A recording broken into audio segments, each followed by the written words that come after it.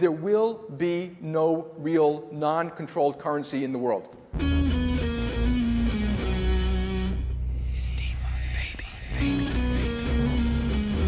We're coming for you, banks. It's an exciting time to be involved in Bitcoin Cash at the moment. During that whole war of Lightning versus big blocks, like, were we the bad guys? Were we the ones that weren't listening? Fundamentally, we believe in markets, transparency, and tokenization. Come on, you gotta come stronger than that, you know, like...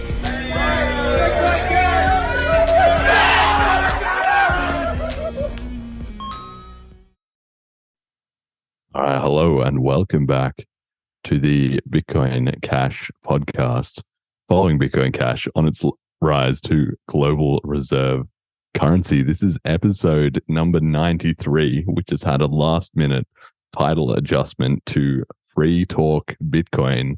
It was going to be called Bitcoin in 2023, featuring Juan S. Galt, who is some kind of laser eye Twitter guy that had told me that he was going to come on and explain Bitcoin to me. But he failed to show up on time despite having a 24-hour notice warning, which he did like and retweet. So if he was trolling, then he definitely committed to the bit. And I also reminded him 2 hours before the show and also 20 minutes before we sent him the link, and then also 20 minutes and gave him a full 20 minutes after the scheduled start time. So I've done everything I can to facilitate his participation. So yeah, either way, he is in the reds for being the downvotes for being either trolling us, which if he has, good one, mate, genius move. It really showed how the BTC community have the stronger arguments. And I don't know, perhaps he saw the slides I sent him and was just like, wait, I'm going to get demolished. I don't know. But it's okay. I'll learn you a BTC, Jeremy. Perfect. You gotta try and fill in. So instead we have Emergent Reasons returning to the show, who we did mean to have on soon anyway, actually. So yeah, we were talking about it. Yeah. Kind of works out, but that's why I will not be as prepared as usual with the slides. We've got to skip over some of the laser eye kind of stuff and just see what else we can come up with, what the BCH community needs here. Pantera says the general is much better. There we go, crowd favorite. It's already coming up good. But I personally, I'm already just loving this because this just encapsulates it all. You know, I love the fact that this show has been consistently just vindicating the stories and stuff that we tell. Like I say on this show, okay, there was censorship and the narrative changed and blah, blah, blah, blah, blah.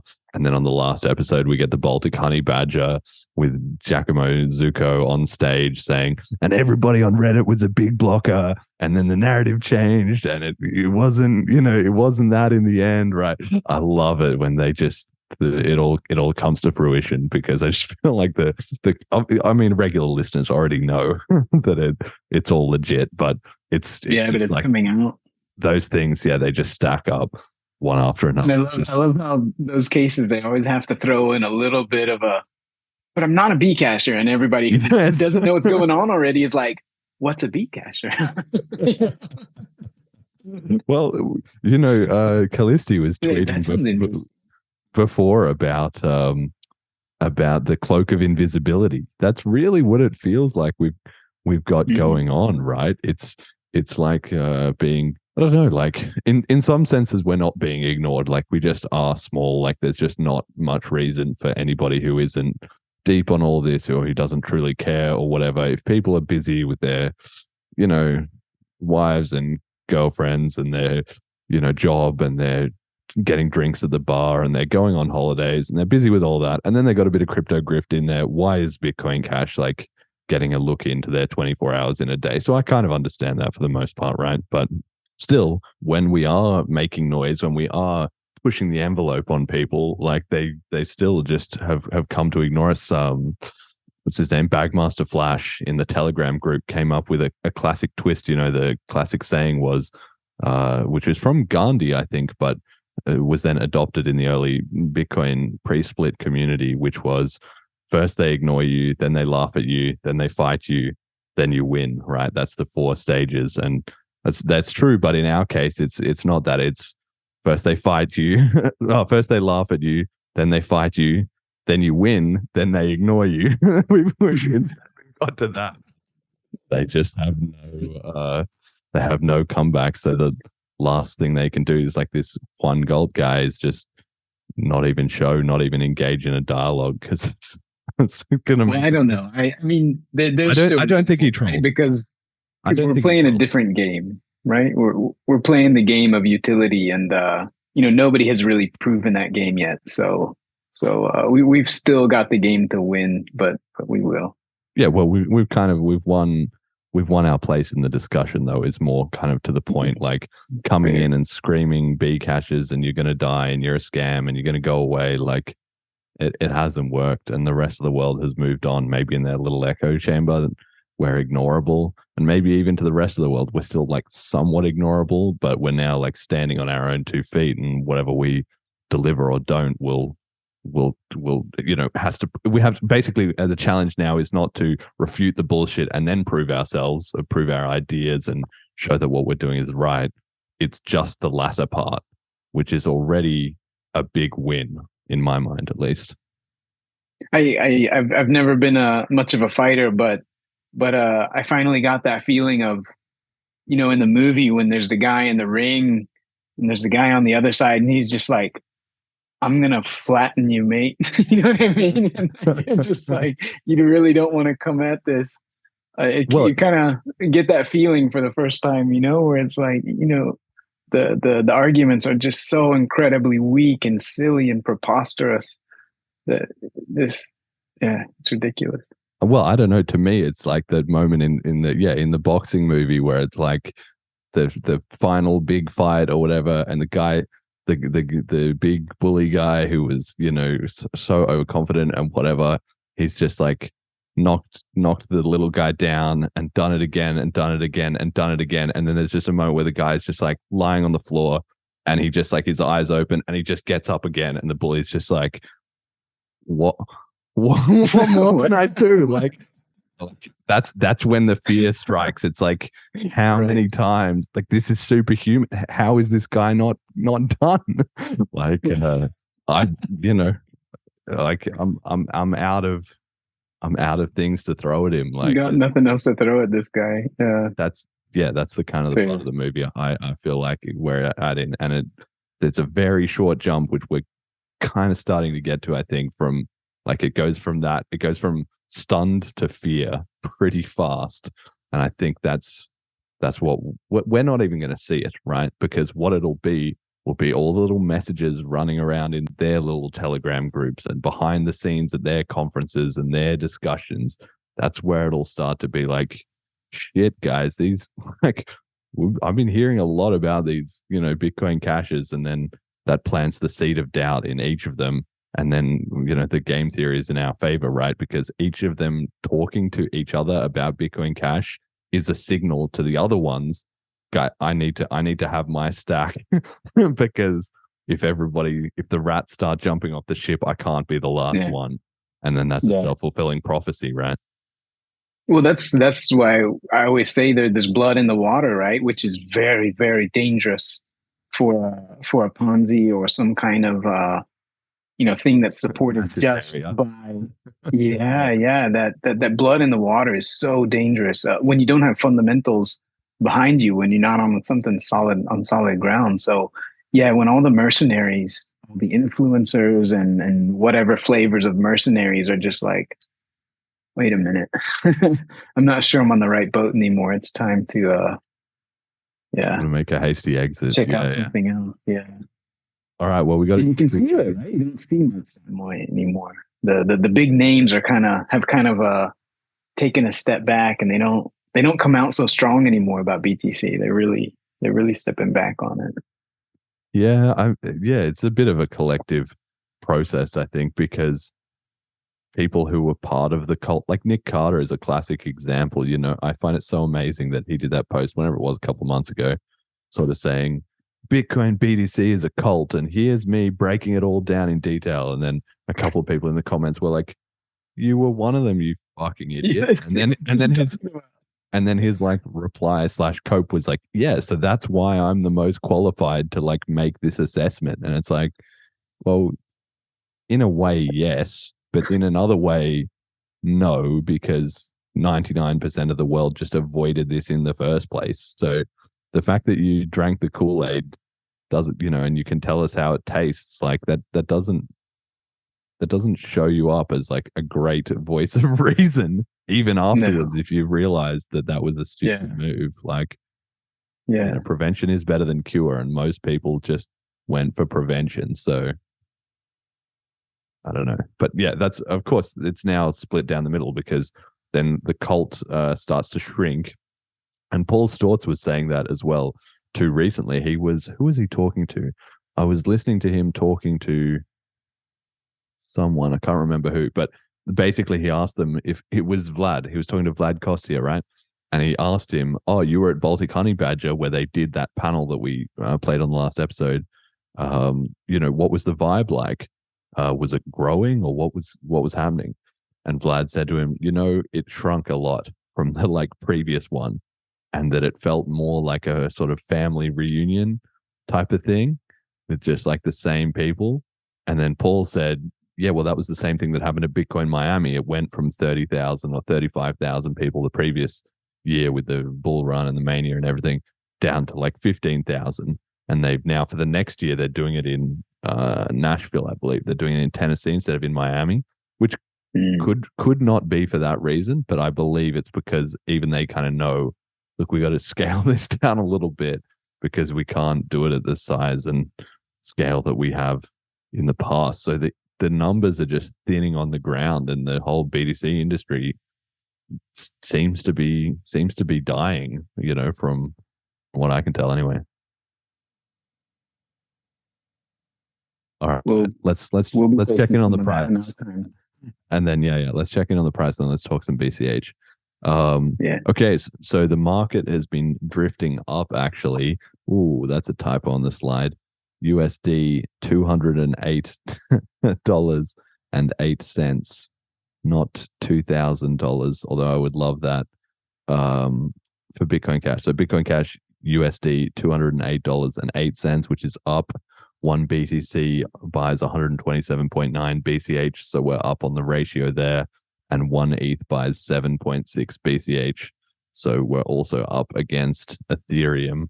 That's feeling pretty good. And here's something that I was going to lead off with the laser eyes, was at least start us on some common ground and just say that like cash is going extinct. I've got a headline here from Macquarie Bank to begin phasing out cash and checks from 9 News, which is one of the top, one of the main cable networks in Australia. Like there's, whatever they are, MSNBC and NBC and CNN in America. In Australia, there's 7 News and 9 News and the ABC and SBS. So 9 News is one of the big ones in Australia.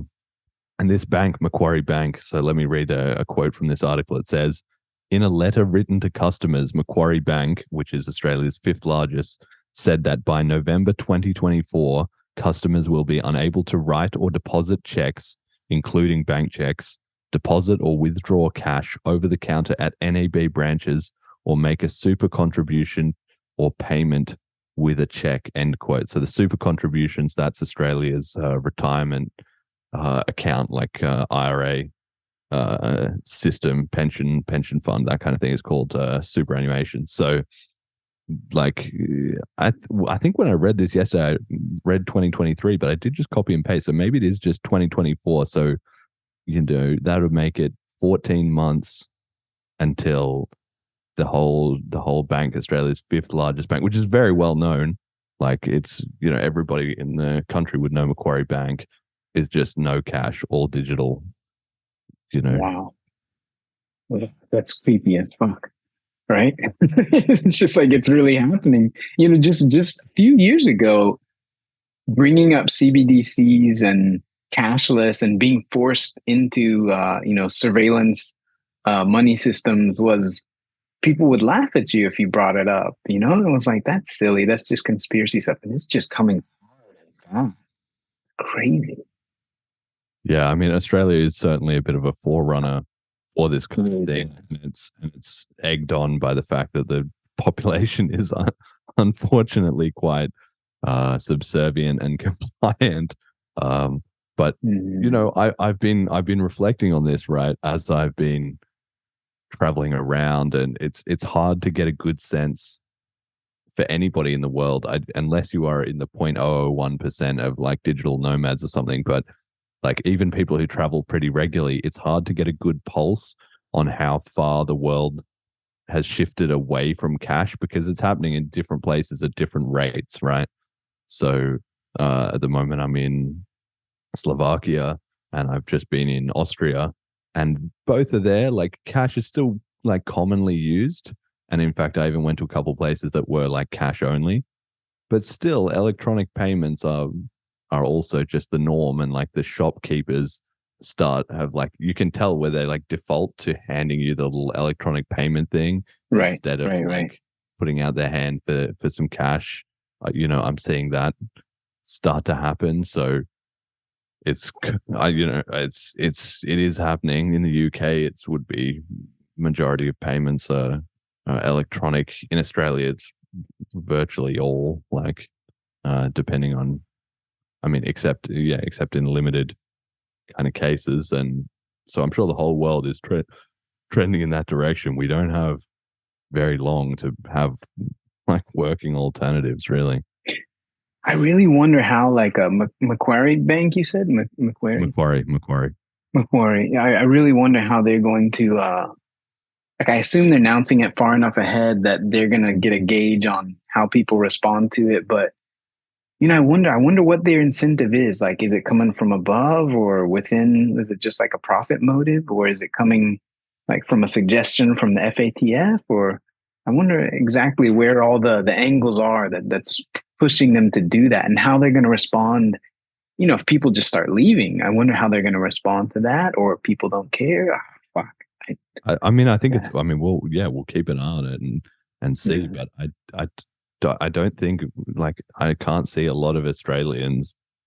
They don't care. Not just Australians, but just people in general don't care.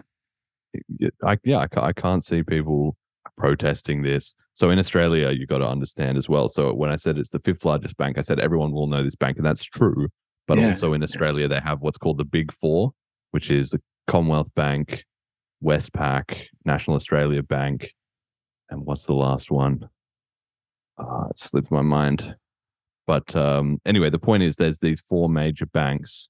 ANZ will be the last one. Big Four. Let me look up here. Banks, Australia. This is just really going to annoy me now. But anyway, the point is, like, and you've got to also understand that the banking sector in Australia is huge. Yeah, so I got them all: ANZ, Combank, NAB, and Westpac, right?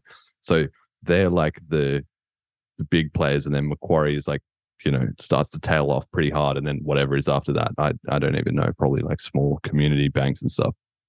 So it wasn't one of the big four, which will presumably be the next thing, that one of them will say it. And then if one of them starts to do it, then probably all the others will jump on board, and it'll be it. Australia will be cashless. So it's not like one hop away. It's still like maybe 2 or 3 little hops, because this is clearly the trial run. But I don't necessarily think this needs a strong conspiracy angle. Like, I can see the Macquarie board, who are all Australians and whatever, just being like, barely anybody uses cash these days. This is a pain in the ass for us. You know, the other banks have started putting on cash withdrawal limits. The ATMs aren't really used that much according to our stats. Why don't we just shut all this shit off? And like the, you know, elderly people that still are hanging on to their cash, they can use one of the other banks for the time being. They're an outdated demographic anyway. What do we care? And that just being the thought process. Probably so, yeah. I'm surprised that it's not in phases. Like, if I think about, maybe the percentage of people that use checks, like, I've never used a check in my life, right? So the percentage of people that use checks is maybe less than 1%, but I don't know anyone who has never used cash in their life. Like, the discrepancy between those two things seems to be massive. So it makes sense to me that they're like, we're getting rid of checks, but also cash seems insane. There's a much bigger question of like, wait, is there a cost benefit here? Are we really going to benefit that much from the cost savings, or is there something else to it? Like, maybe there is no conspiracy, but it really makes you think what the pressures are. The cost Is it savings just- would be fairly substantial. Like if you think about Yeah. all the staff they don't have to train, all the ATMs they don't have to operate, like then you're just providing an app. And I mean, once you don't have much cash, you can even just start to wind down a lot of your physical branches and just have a central one, or have a online hub. I don't know, make that some AI chatbot or whatever. And I can see it.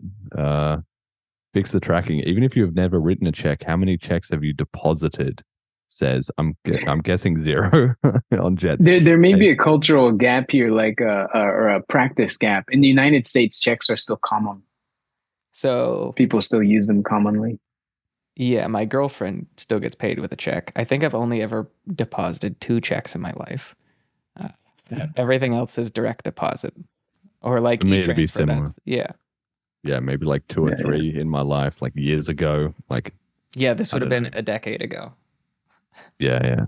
It's Now they're still pretty common in the U.S. So maybe just a regional thing. but I think it is like regional in the US. Like this is one of those things that America is just way out. It's like the imperial system. Like this is just America. It's like, you gotta have checks. Like nowhere else in the world is fucking doing checks. Like, what are you talking about? Like I was talking to somebody and they're like, yeah, I'll send you a check. And I was like, no, you won't. No, we're not going to do that.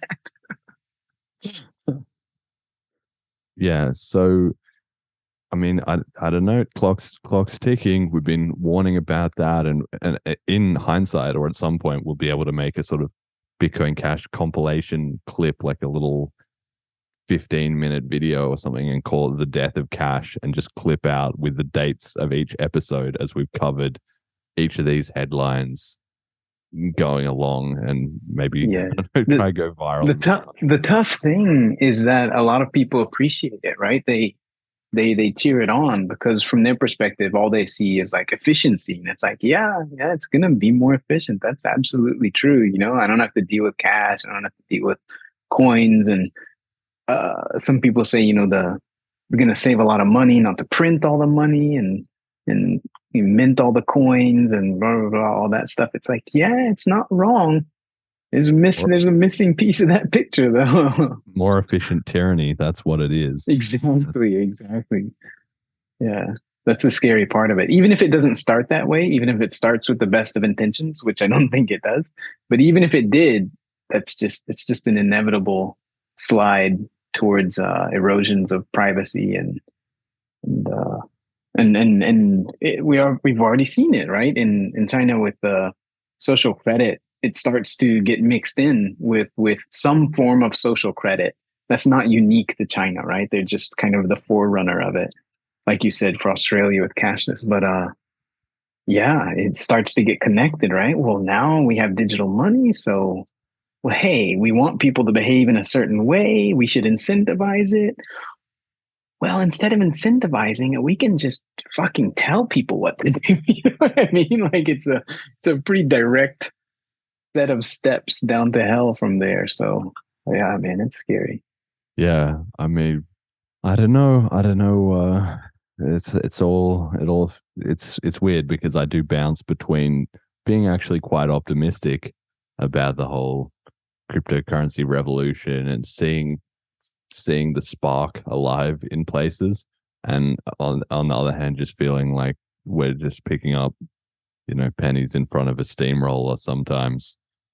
Yeah. Depending on sort of what's the news of the day, and it's very hard to get an accurate sense of are we winning? Are we going to win? It's ironic because we just started out talking like BTC, like they're done. We could see that coming step by step, just chipping away at it, just undermined all that, and we're just waiting for the building to collapse. Like that's fine. Yeah. But in terms of the bigger picture, the bigger war, the sequel, the sequel movie, just BCH versus CBDCs, like that's that still hangs in the balance. It feels like.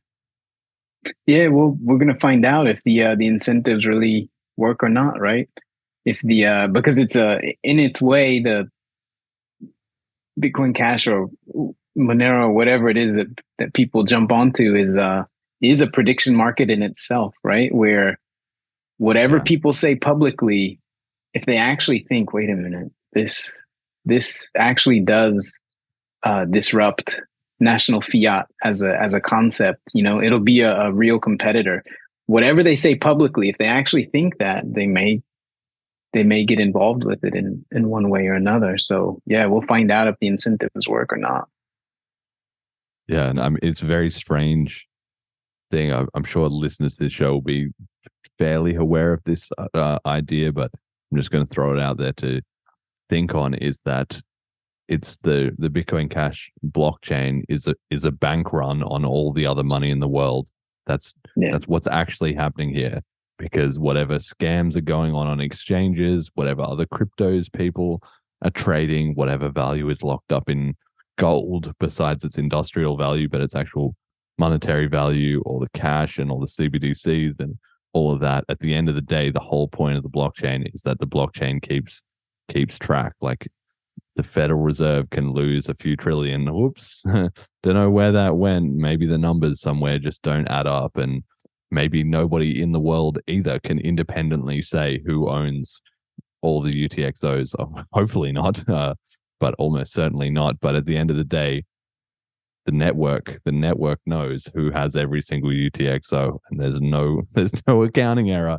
It all adds up. Just 21 million or 19 or so million. Speaking of that, actually, this is a good time to check in on it. It's been a while. Like, the coins are always just flowing out into circulation. Obviously, we've got the halving coming up next year, but if you have a look, we're at let me see, 19.5 million. So 19,513,306 BCH. So we're now at 92.92% of the total supply. So we're closing in on, under 7% of the supply left, which I think is also one of the things that people don't really realize. If demand started booming for BCH, like, the price would just skyrocket. It's not one of these other coins with 30% or 80% of the supply in VC vaults that they'll just unlock and dump, to the public. Like, 93% of the supply is already circulating, and the other 7% is only like dripping out at a very slow rate. So day by day, it just gets there. Like, that's the kind of thing you don't, 5 or 6 years ago, it was only 14 million coins. Now it's 19. Like, the 21 million comes at you kind of fast. Wow. Okay. When you think about That's it. All right. So I guess to have a bit of a positive spin on this, Jet, we've got a slide here called Bitcoin in 2023, BTC versus BCH, and it's got a photo, like I said, of in Vienna. I was on the street a couple days ago, and I walked past an ATM, and somebody has put a orange Bitcoin sticker on the ATM, which ironically then says Bitcoin Cash, but they've got the wrong color. And then they also put a sticker over the sort of MasterCard logo, which says "When Lightning" with a question mark. So, I mean, I saw this, and obviously it caught my eye. My subconscious clearly was like, "Look, Bitcoin." Had a little chuckle. Yeah, it just made me laugh, because on one hand, I sort of felt like, this is a W for BTC, to be honest. Like, somebody is out there putting the logo on things, getting attention, building up, subconscious recognition in the minds of the public. Everybody using this ATM. So, good on them. Like, it's a BTC win in that sense. They're doing better than us. There was no green BCH logo, so that's a marketing win. But on the other hand, I was also kind of like, this whole "When Lightning" thing, it's supposed to be like, you guys should add it, but it's kind of the other way around, which is that they're never going to add it. They don't need to, right? So, "When Lightning," that's what we've been saying, 18 months away, "When Lightning" for the last 7 or 8 years. And this is what I say. It really seems like the meme has kind of been abandoned now, right? Like, the Lightning, they've kind of left it behind, and the custodial solutions have just slid right into the slot, right? Like it's just been already adopted by the whole BTC. Most of the BTC people who are talking about it in public, they're just like, well, custodial makes sense for, and you're like, no, it makes no sense whatsoever. Stop. But yeah, because once you've slotted that in, what's the difference? I mean, it's just back into the national fiat system, right back into the fold. So it's been insane how quickly that got picked up by the BTC ecosystem.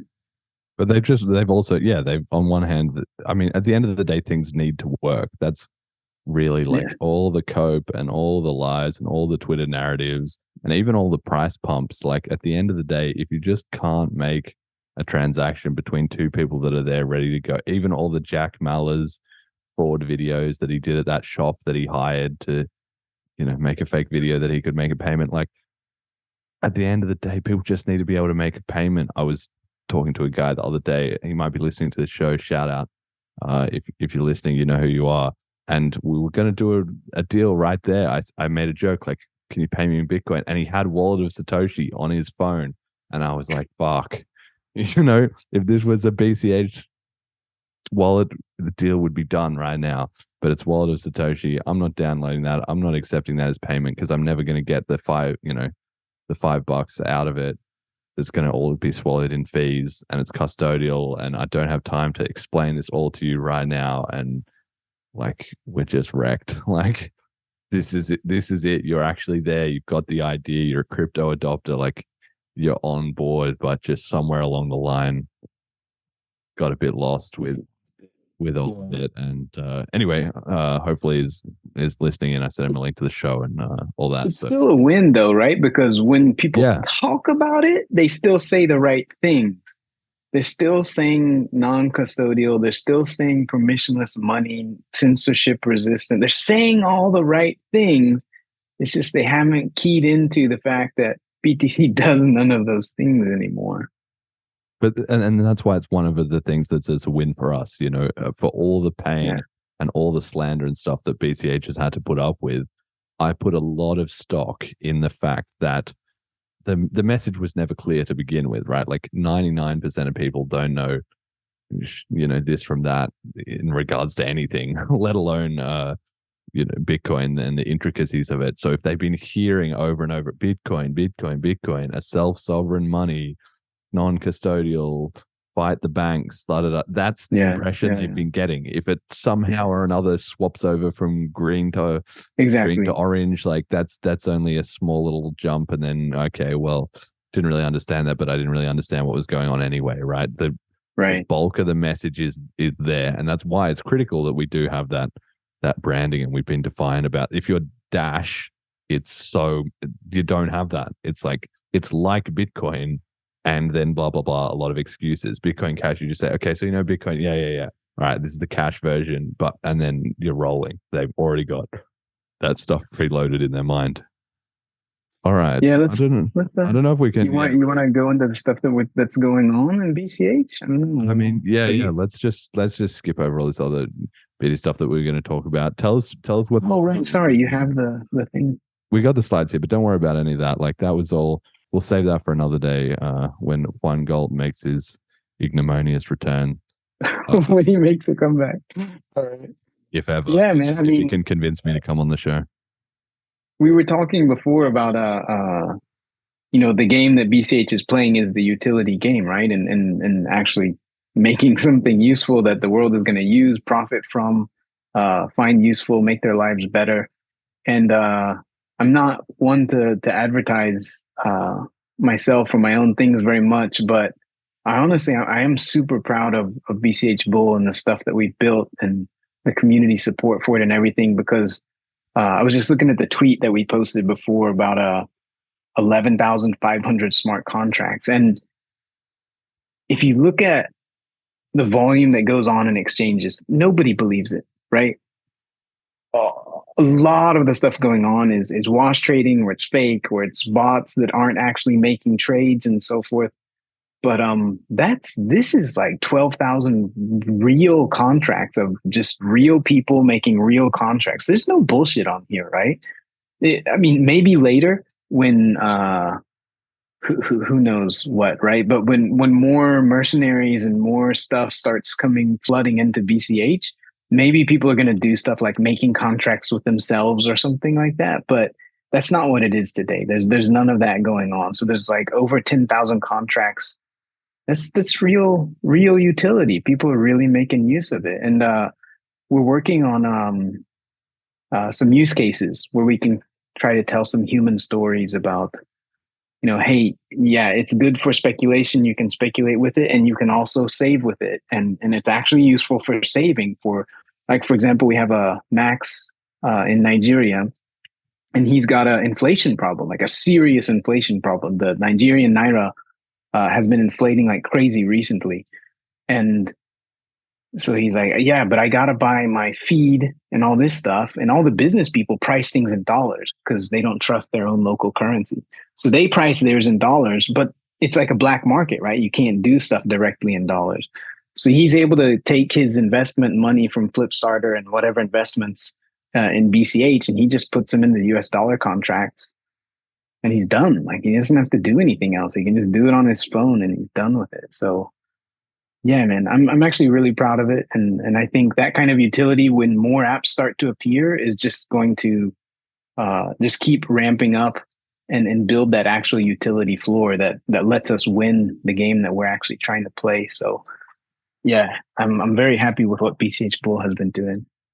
Yeah, and this is what I've been talking about recently. Yeah, great work on all that. One of the things I think of when you say that 11,000 contracts is that the daily Bitcoin Cash transactions at the moment is between about 11, 12,000 to 30, 50, 80,000 if emergent coding testing is running. But the floor seems to be about that, right? So that's to say that perhaps BCH Bull has been responsible for one whole entire network traffic day worth of activity so far, and obviously that was spread out, and maybe it's building up over time, but that's really not small potatoes. Once we're talking about it, if one app is starting to put in the volume that the whole network is doing, for a single day, because something like network daily activity, a lot of random shit is going on. That's what decentralized is all about. Anything that's spread about, or like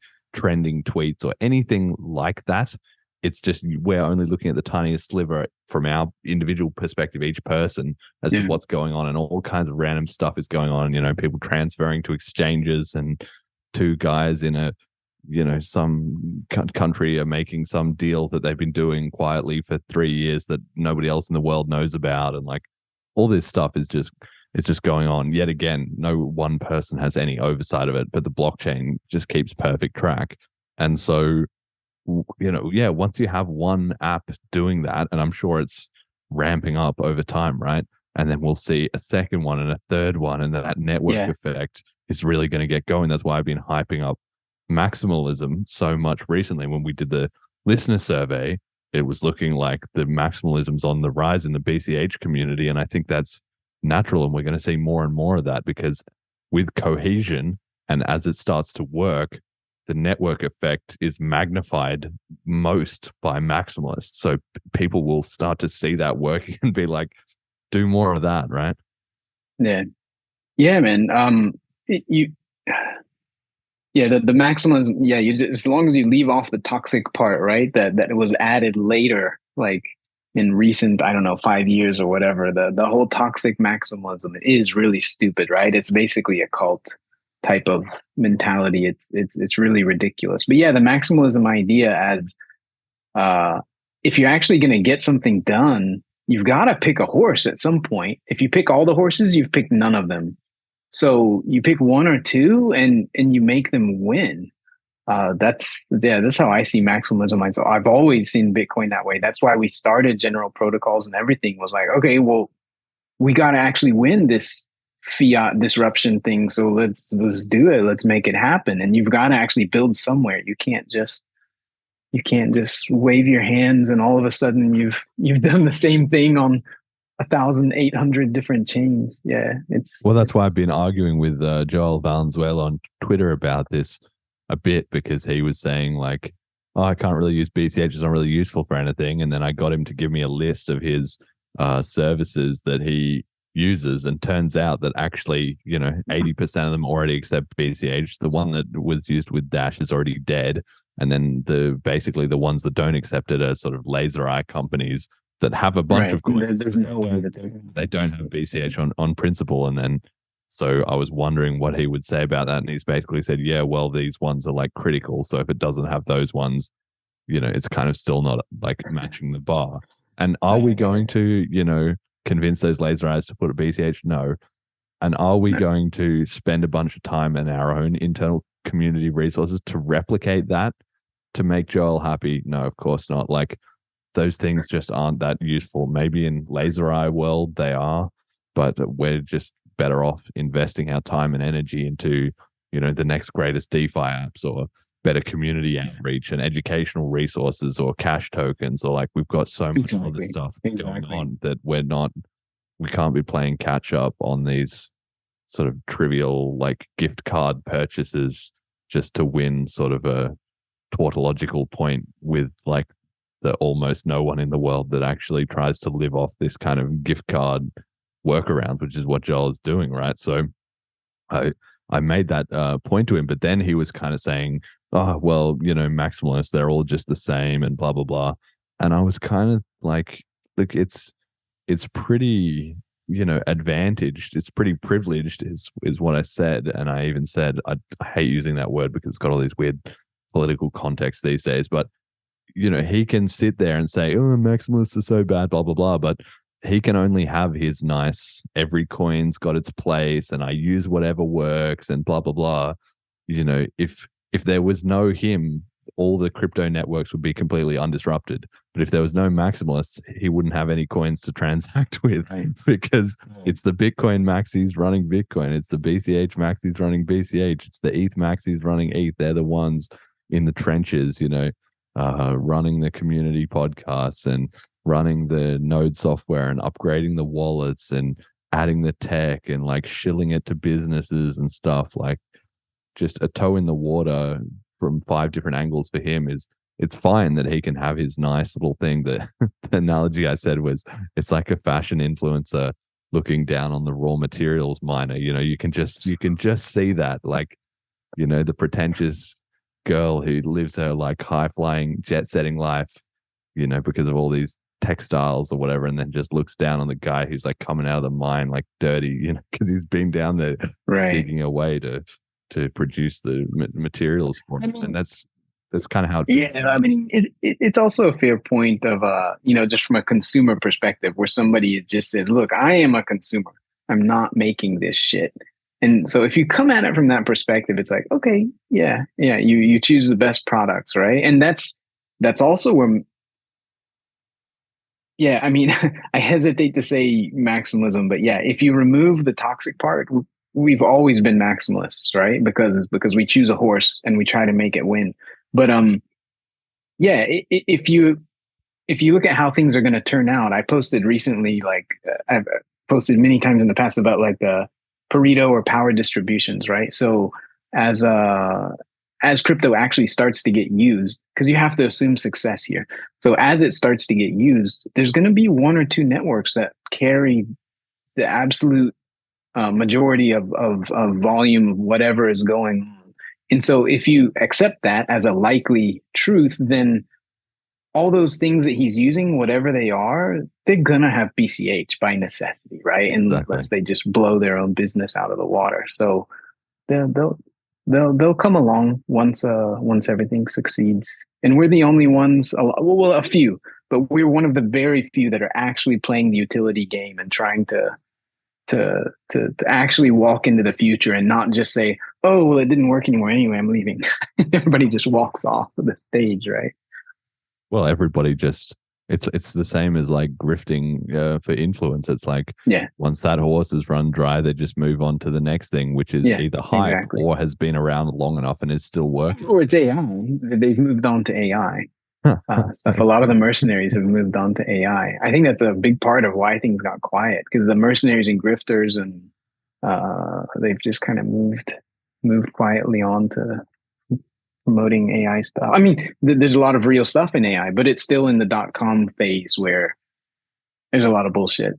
Well, the real stuff being made in AI will be the ones being made by the people that were doing it 5 or 6 years ago, and not the ones that came in the last year or two and are now posting threads, top 10 AI. Yeah. I was going to tell you another number. I looked it up. Everybody might have seen me like digging around on my computer, but I looked up some numbers. There's the contracts that we're doing on BCH Bull, right? And I was saying 11,000 something contracts. The whole volume has been 175,000 BCH, which in terms today is like 35 million USD. So a lot of contracts and a lot of value in these. But not only that, if you look at, so I have a graph here that I can't share with you because it has private stuff on it, but I'll give you a point on here. For example, this is a pretty representative point. So 320,000 BCH days in a recent point in time were in hedge contracts. That means at that point, for the next, if you measured it in a day, you'd say for the next day, there's 320,000 BCH, tied up in contracts. But what it really means is, if you stretch it out over 30, 60, 90 days, there's 320,000 BCH that is in contracts. It can't possibly go somewhere else. It can't possibly go to an exchange.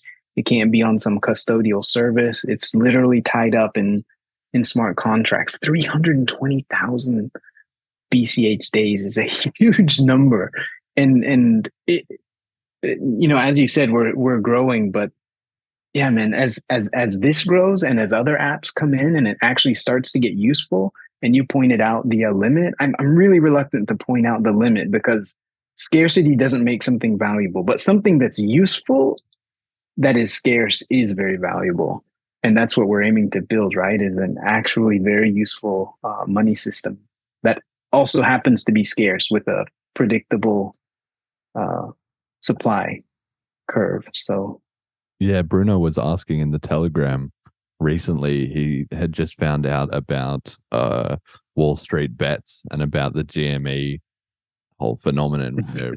Reddit nearly, I can't remember what was the end result, whether they did or they nearly sort of bankrupted a massive hedge fund by finding one where they had naked shorts on this. There was one particular stock, and then they all just mass bought up this stock. And if you have enough people doing that, then eventually the company has to buy back the stock. But if the retail never sell, which usually they do because the retail is not coordinated, like people make a bit of money and then they sell, which is why the hedge fund has the advantage. But in this case, they had, created this huge Reddit hype and meme about it. That was the origin of the whole diamond hands things.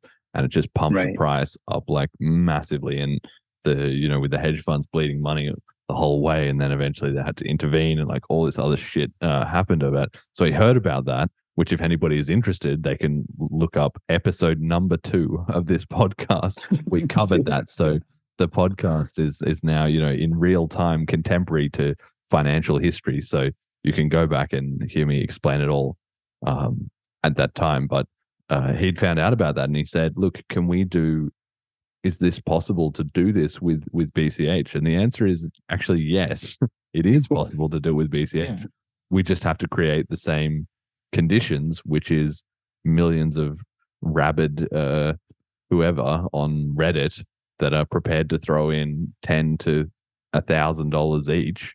And if you can get that going, and then all you do is you have a thread, here's how to hold your coins non-custodially. It doesn't matter where they get it, Binance, FTX, or not FTX, but Binance, Coinbase, Kraken, their local mate, whoever it is.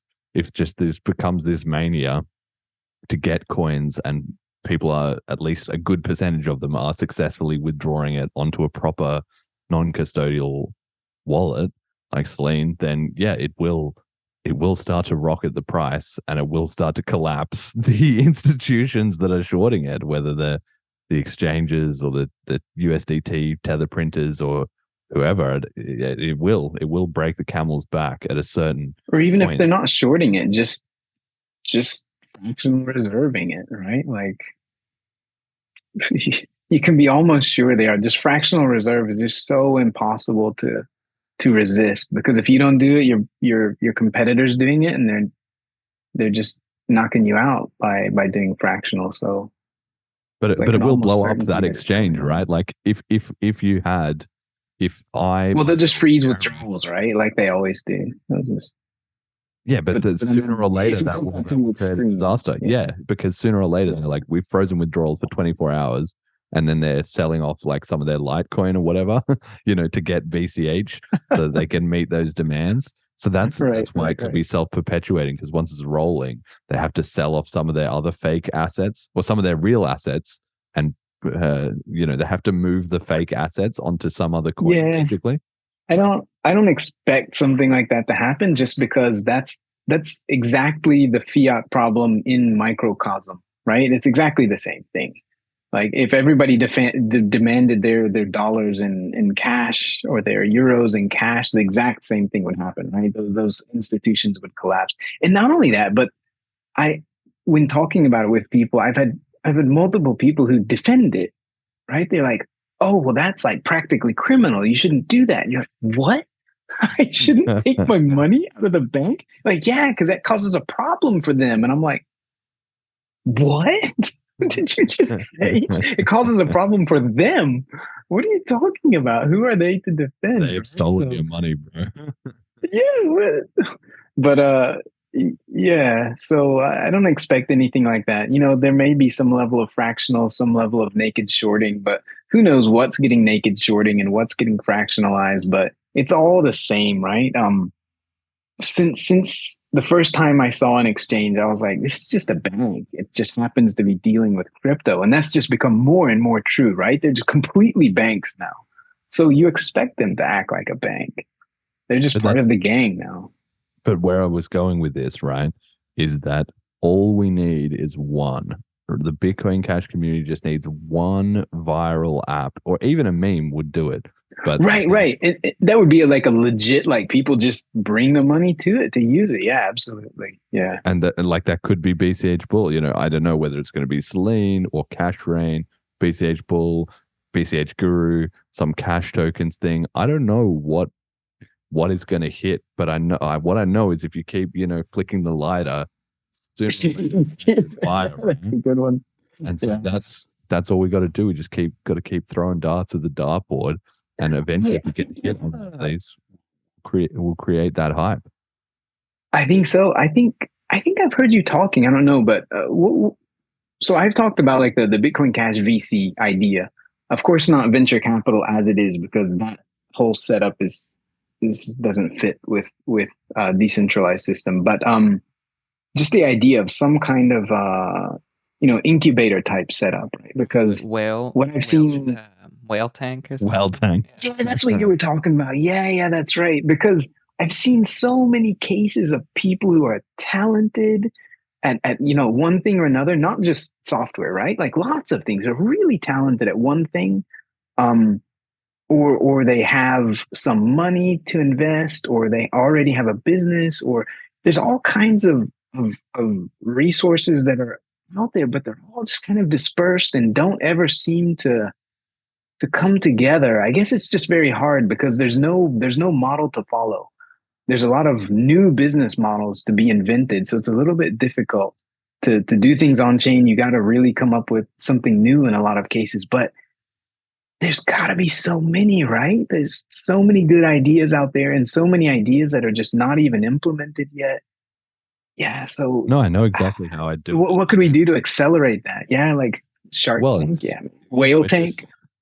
Yeah, I mean, this all just comes from I'm a huge fan of Shark Tank. So for anybody who hasn't seen Shark Tank, which was, I don't know what it is now, and I mean TV is a dying medium anyway, but for a while it was like one of the most popular shows in America, and there's been spin-offs. There's a Canadian one called Dragon's Den, and I think they did one in Australia, and maybe a British one and different things, right? But the OG one that you want to watch is you want to go back and watch Shark Tank season like 1, 2, and 3, something like that. And they basically have these 4 or 5 like rich investors. There's like 1 or 2 women, and like they're mostly men that made money in like tech stocks, but they have a couple of different sort of industries.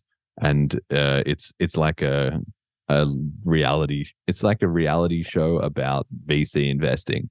So the people come in and it's like, hi, Simon, and I'm going to pitch you my new sports sneaker. And then the sharks are all sitting there, and then they give them a pitch and say like, these are my stats and these are my numbers. And there's always some kind of personal story. Like, my dad was a sick NBA player, but busted his leg, and then he had me. And then, so I grew up watching the NBA, but I also loved shoes, because I found one on the street and blah, blah, blah. Like, Michael Jordan wore this, and then da, da, da. And they build it all up, and they sell this big like sob story usually. And then they have some maths and numbers to back up. Look, we've already got 100 sales from our local friends and family. And then the sharks ask them some questions, which is usually like trying to filter out, the bullshitters from the real people. Like, do you have any business experience? Like, who have you got involved in this so far? How did you get your first 100 sales? What's the plan to get this to 10 million sales, etc.? And then if the idea really sucks, then all the sharks will just say, I'm out, and the person's just wrecked and leave. And also in the terms and conditions in the show, to get on the show, you actually have to give a slice of your company anyway. There's like a buy-in price. So if you don't get a deal, you pretty fucking wrecked. Like, that's how they incentivize people, because otherwise they would just clout farm, right? They just go on, get a lot of clout on the show, and then leave. So they do already have them over a barrel there. But anyway, they do that. Or if the sharks like it, if one of the sharks likes it, then they kind of got to negotiate with that shark. And then if multiple of the sharks like it, like all the sharks can't get the deal, so they'll be competing. One of them will say, I'll give you these terms, and another one, I'll give you this much money. And then sometimes they do it together. So then the sharks like fight amongst each other, which is usually pretty funny. If it's like, no, I'll come in, we'll cut out this other one. She's shit, we don't need her. Like, but I need you because you're the tech guy. And then, So anyway, this is a great show. Go and watch first 3 seasons. Even though it is reality TV, you can learn a lot about business. But I love that show. It's really great, and it was really popular. And I can see exactly how we could do that for BCH. So we've already got the podcast, so that's your platform. Get a couple of people who've got BCH, get them on here. You've got, like I say, there's constantly people in the Telegram. Oh, I'm just trying to pitch my whatever, like my thing. It just needs 5 BCH, and I'm in whatever country, and we'll just make all this shit happen, and blah, blah, blah. And I think a lot of that is just pretty low value. Like, people just say that, and then when you say no, they immediately give up, which just proves that they didn't really have what it takes. But it seems like there would be enough traction there to have, you got to have at least enough money. But if we had 50 BCH maybe of capital that was sort of willing to buy into this concept, I could do it myself. I'll be the shark if I need to, but you get people in here that give them a pitch. You may make it fun for Twitch chat. You have people can vote, like, should we or shouldn't we give them the money? Maybe you start small. Like, if it's just some small idea, you just fund the people, and if the money gets lost, well, that was just part of it. Like, we got the entertainment value out of the stream and the community hype. Like, that's the main thing. But you would have some kind of accountability and tracking methodology to see, are our investments paying off? Maybe the community would buy into it. Like, if they were like, wait, this is pretty cool, they would start throwing in money to fund whatever ideas got voted on by the community, maybe with cash tokens. Like, there's so much you could do about that. And it would also just be like every other crypto coin. This is the kind of stuff that we need to move from, wait, BCH was right, but we can just kind of ignore them and hope that that's nothing.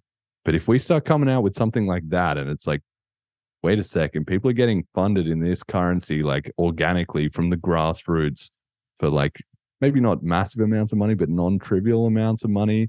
And it's a hype stream that is actually fun as fuck to watch. And like, what is going on here? Like, they've already got the infrastructure, they've got the non-custodial wallets, they've got BCH Bull, they've got a bit of NFT tooling. Like, that's the point where people are kind of like, we can't keep ignoring this. Yeah. I was trying to think how I would judge in one of those things. Probably I would be the asshole who is like too strict on on the stuff that's important to me. But yeah, Well, one of my favorite. We could make it a competition. Hang on a second. We could, just to lean on that a little bit, we could make it a competition as well too. Maybe we have a prize for the whales. We can make that more interesting too. Like, the community votes afterwards which whale had like the best bands, or which whale had the best investments, so we could see which ones paid off the most, and then maybe the whale gets reimbursed as well too, if they, they get a discount on their investments from some community crowd-funded thing. If their investments were the best ones, they get re-invited back on the show. Otherwise, you're a shit whale, you're out, see you later. Like, I don't know. We also need some kind of on-chain type investment setup. But I mean, for now, I guess traditional investments, or I don't know, have to figure that out too. Yeah, All doable. I just need I would love to see what people come up with. Yeah, because maybe from DP, we're all very like, everything has to be non-custodial, just because that's kind of we don't want to get tangled up in the legacy finance world. But there's probably a huge number of things that you could do if you're willing to put in the pain and the sweat and the tears to bridge something between legacy and BCH. I don't know.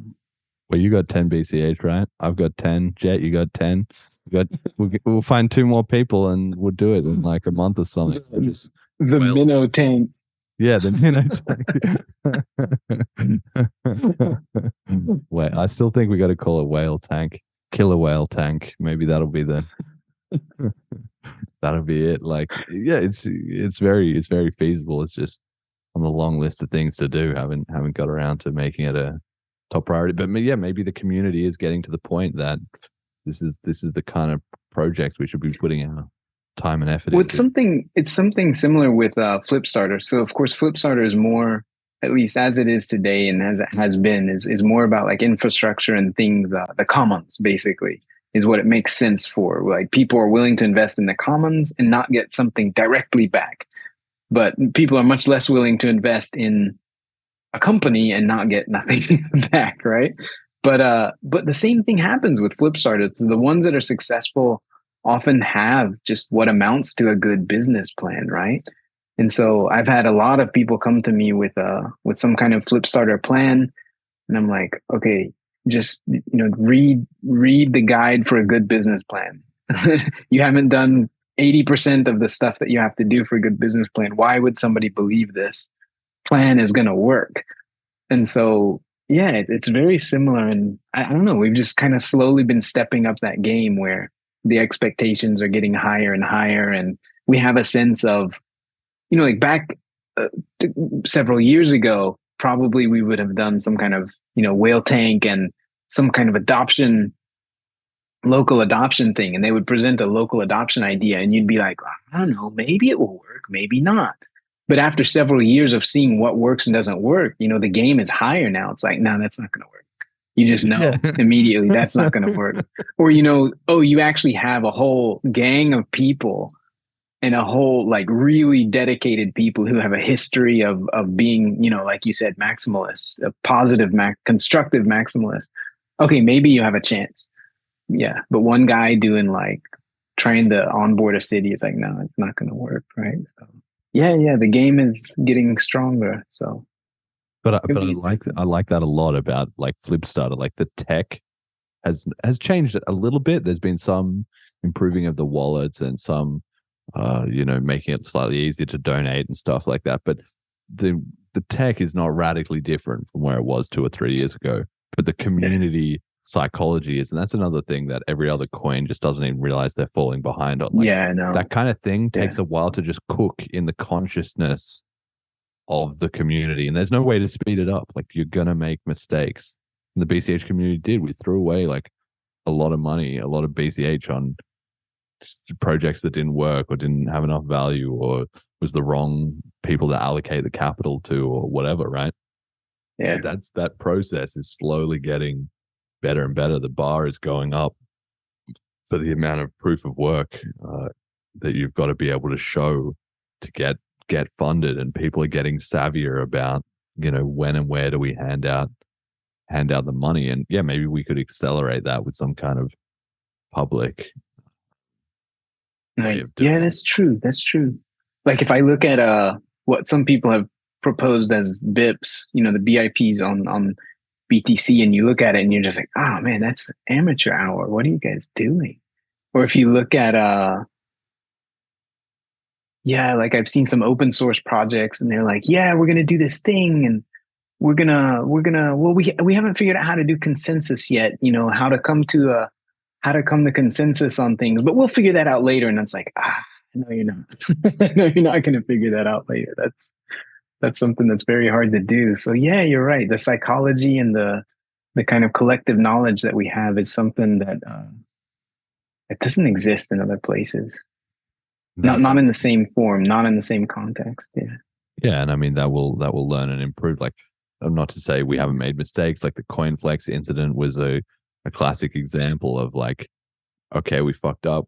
But it's like you got to be a survivor, right? Now none of that's really relevant, and that those coins are still floating out there somewhere, slowly distributing their way back into the rest of the market as whatever scam has ended up with the bag, do so. But the more important lesson was that the community's not going to get themselves rugged in that same way again. At the very least, somebody will do a fucking 5 of 9 multisig, so hopefully, or whatever it is. My point is, yeah, these things take time for people to learn, but maybe the community is at a point where we can start doing some of these whale tank, and with like shadow wizards, because that's where it needs.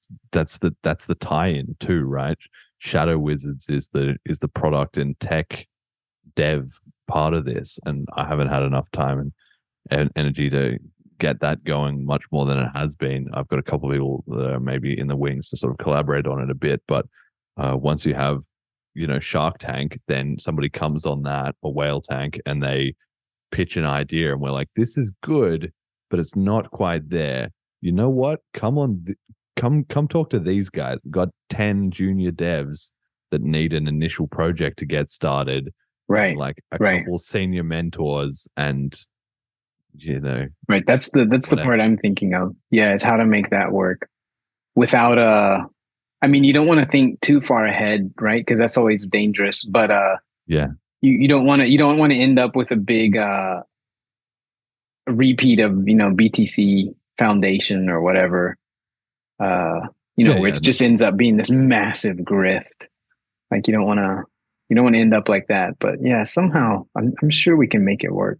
Yeah, there's got to be some way, like you could even do it that we do this, because we do like Whale Tank. Let's say we do that. It's just a sub entity of the Bitcoin Cash, podcast. We just do it as a stream. It's called Whale Tank. I wouldn't make it an episode of the podcast, but maybe we do it anyway. Same as Shadow Wizards. We just do it under the same distribution channels. We do that, and then we have a list, which I just put on the website, which is like, okay, if your idea didn't work, here's contact details. Maybe people can get in touch with me, and we just have 2 or 3 senior engineer or product reps or whatever, and they each have 2 or 3 people who are just keen and enthusiastic and want to learn, and they're little siloed hacker teams. And if you come to us, if your idea is half decent, we'll link you up with one of them, or you can link yourselves up. Like the senior devs can just watch. Maybe this is what we should do. I'll run blue team, somebody can run red team and orange team and black team, whatever. We'll have 5 teams of people who are known deliverers in the community that can keep an eye on a project. They don't need to run the whole thing, but they got to be keeping an eye on it and keeping it on track. And then people can come and pitch us, and you get in that way. It's a lot of work. I mean, people pay really good money to do that type of work. So that actually might make sense as a kind of commons, right? As a commons consulting entry point. I'm not sure what to call it, but yeah, somebody to kind of mentor people or put people together or whatever. But I don't know. Yeah, there's also a significant amount of in my experience, people who have an idea, they want to do things, but there's something about BCH or crypto in general. I'm not sure what it is, but people don't work together. They just don't. They just have a really hard time working together, whether it's because they don't want to or they just struggle to. I'm not sure what it is, but yeah, I'm not sure. That alone may be the hardest challenge, is getting people I to don't work think that's together. the problem. I think a lot of that is just because people don't talk face to face too. Yeah, agreed. If you could put a dozen of the people that are arguing in like the free for all group right now into one room, I think in like 2 hours it'd be done. People would just fine with each other. Like, Exactly. Well, no, I don't mean free for all. I mean, I stay out of those. no, I mean, well, that's the extreme of it, right? But I think all of the people not being able to work together and communicate properly can be solved just by putting them in a room and saying, "You're stuck here until it's resolved." No, that's not what I mean. What I mean is people no. don't like to work together. Yeah. No. I know what you're saying, but I disagree, like kind of for the same reason, which is that you just got to raise the proof of work bar just a little bit higher, because there's two groups of people. There's a group of people that is genuinely enthusiastic and keen and just doesn't know how to get started, or doesn't know what's the next step, or they've got one critical flaw in their thinking or whatever. What that person needs is Whale Tank. They need a mentor to say, okay, you're coming to this show, and because in coming to the show, that's another brilliant thing about the whole concept is when you show up to pitch at Shark Tank, you get that the sharks, they're sitting in that seat because they're rich and they've made a lot of money and they know what the fuck they're doing. Like every once in a while, they have like one guy per episode who tries to argue with the sharks, to mix it up, right? Just and every time, like, yeah, it's like they get demolished because it's like, okay, you're going to make some points. They're crap points, so we'll destroy those points and then just destroy the fact that you even came on here to try and tell us how to do our job when you're the one in here needing our help. Like, just fuck off, right? So in somebody coming on the Whale Tank, they would already be a little bit more in that mindset, right? And then the rest of the people who can't work with anyone is just that they, a contrarian personality type, or they're not that serious, or they're looking for a quick grip, or whatever it is. Like that guy who came in the chat a while ago and was asking, like, can you fund my Russian dance song or whatever it was? And Sheep Landing was like, who are you, dude? You like, we have no context on this. And then he got really offended, like, I've done 3 songs that I did one for Dash and I blah blah blah. And it's like, yeah, but we haven't heard about this until 30 seconds ago. Like, you got to understand you're starting on the bottom rung here. But and then he just pissed off, right? If he listened to what was being said, he actually could have eventually, I'm sure, got his song like funded, but he didn't want to listen, right? So if you just raise that bar a little bit, it just clears out all the riffraff, and we just need a filter that is letting through the good actors. That's why something, like Whale Tank, I think would do that. And then once you have a little bit of momentum, you have plenty of people who are wanting to be like, hey, I would love to learn some coding. I would love, like, we get some of those NFT artists or whatever in there. I mean, I'm liking this idea more and more. Just some kind of, we can do Whale Tank. We just find five projects in the scene: GP, BCH Guru, Bitcoin Cash Podcast, 2 others. Bitcoin Cash Node, one other one. Just as long as there's a bit of a spread of sort of types, because then naturally people's ideas pitched, and it often comes out like, all right, well, it seems like this is the guy you got to be talking to, because that's in that same niche. And then we'll each incubate one little project and then check in 3 months or 6 months and see how we did. It would work also not just for businesses, but for commons type projects too. Yeah. Or it'd be like, yeah, sure, that's a good idea. It'll never fly until you've done this and this and this. And then you might have a chance with a Flipstarter or something like that. Belzart says video music song competition. Probably not. I don't think we're going to produce 5 music videos out of this. But if somebody does come and pitch a music video, I'm happy for that to be my team's contribution. to be what I'm mentoring on. I can see maybe we need to start a little smaller. Maybe it needs to be the podcast, GP, and one other team. Yeah, always start small and see what works, see how it goes. All right. Well, we can't start that right now, but maybe that's something I'll bump up my priority list to look into. What about? I also wanted to ask you about this whole native wallet stack. Oh yeah, which you've been that's what we were going to talk about. you've been pushing that on Twitter Spaces. So for people who are listening to the podcast who may have essentially no context about this, give your current formulation of how you're explaining it, and then I'll jump in. Yeah, sure. So the basic idea is that if you look around, like there's a bit of a tech level to the discussion, but then there's also just a high level what it means in economic terms and practical terms. So at the technical level, there's like Ethereum and BCH. Let's just say Ethereum and Bitcoin, and then some variants of those. And the way they work, and the way wallets work, and the way you interact with apps and so forth is deeply insecure. The way they all work today is deeply insecure. It doesn't work. Like if you try to expand that to a global economy, what will happen at the high level is you're going to become custodial. It's going to switch to custodial because, like you said earlier, things have to work. And in the first place, things have to work.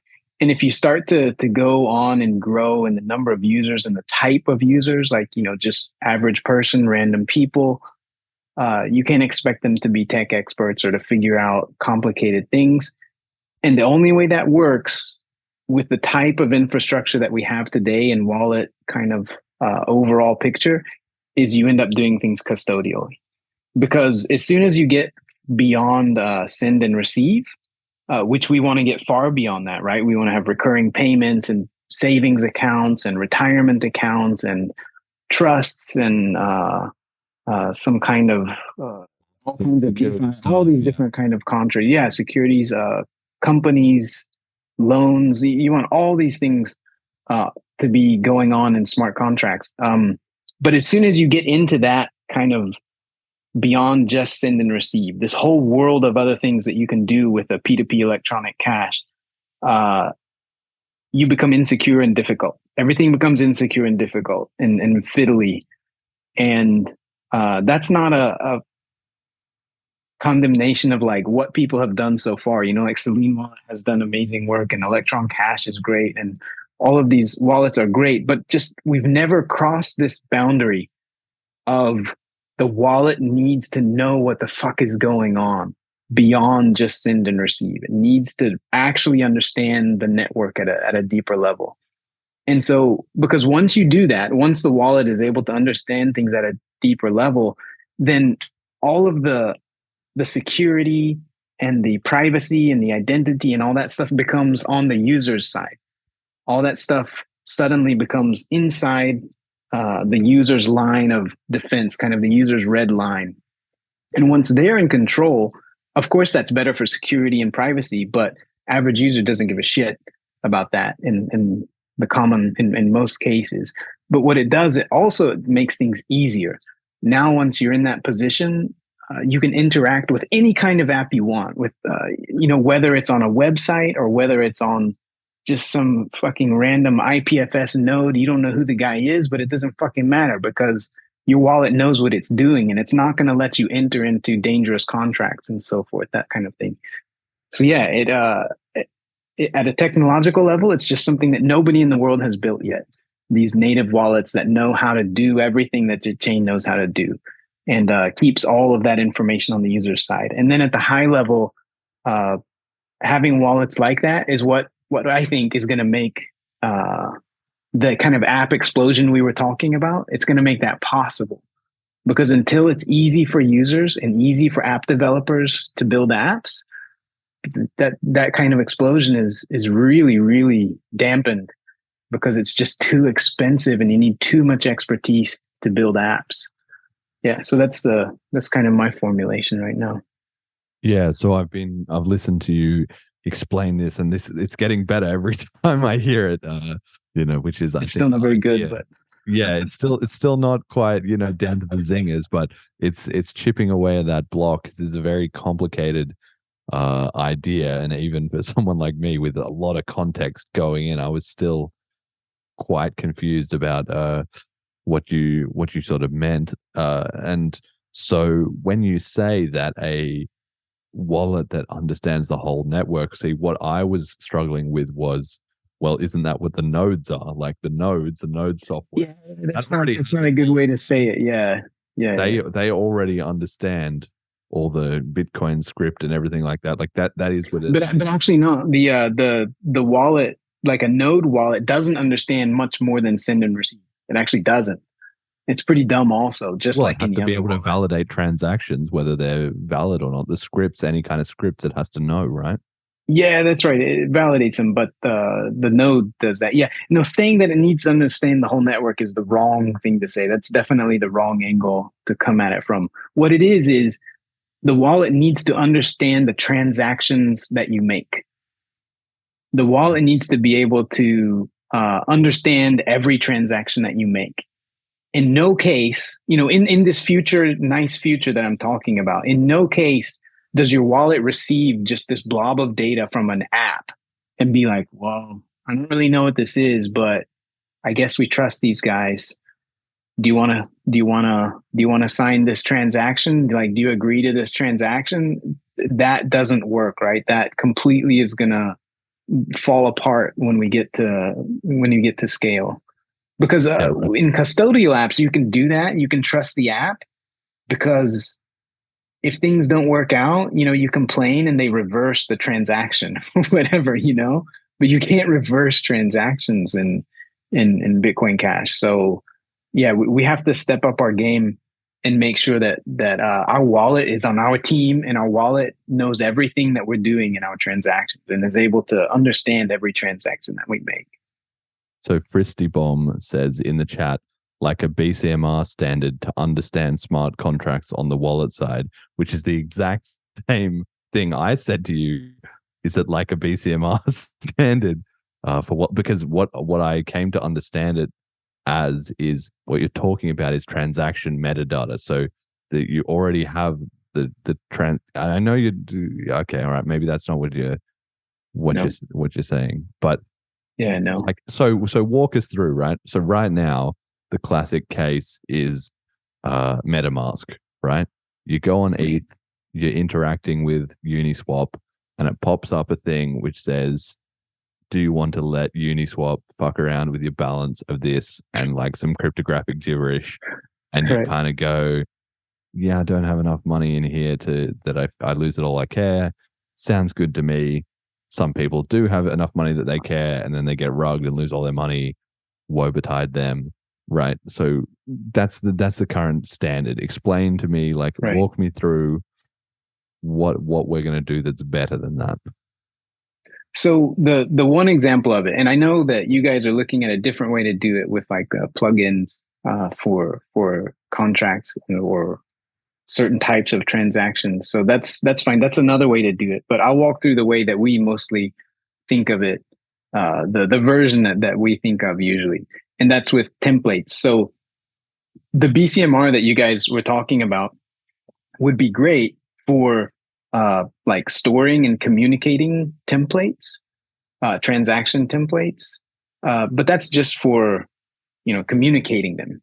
The key part is that when you're going to enter in any hedge contract, or when you're going to make a pledge to a Flipstarter campaign, and for example, with a Flipstarter campaign, it's not a smart contract; it's just a transaction. So these aren't necessarily hang on a second. contracts. Right. So let's just boil this down and not get too lost in the details here. So taking one specific example, so the Flipstarter example, I'm going to contribute to a Flipstarter. Like you said, it's not a smart contract, but maybe it is. It's a what do we call it? Smart transactions, right? It's not like a smart contract.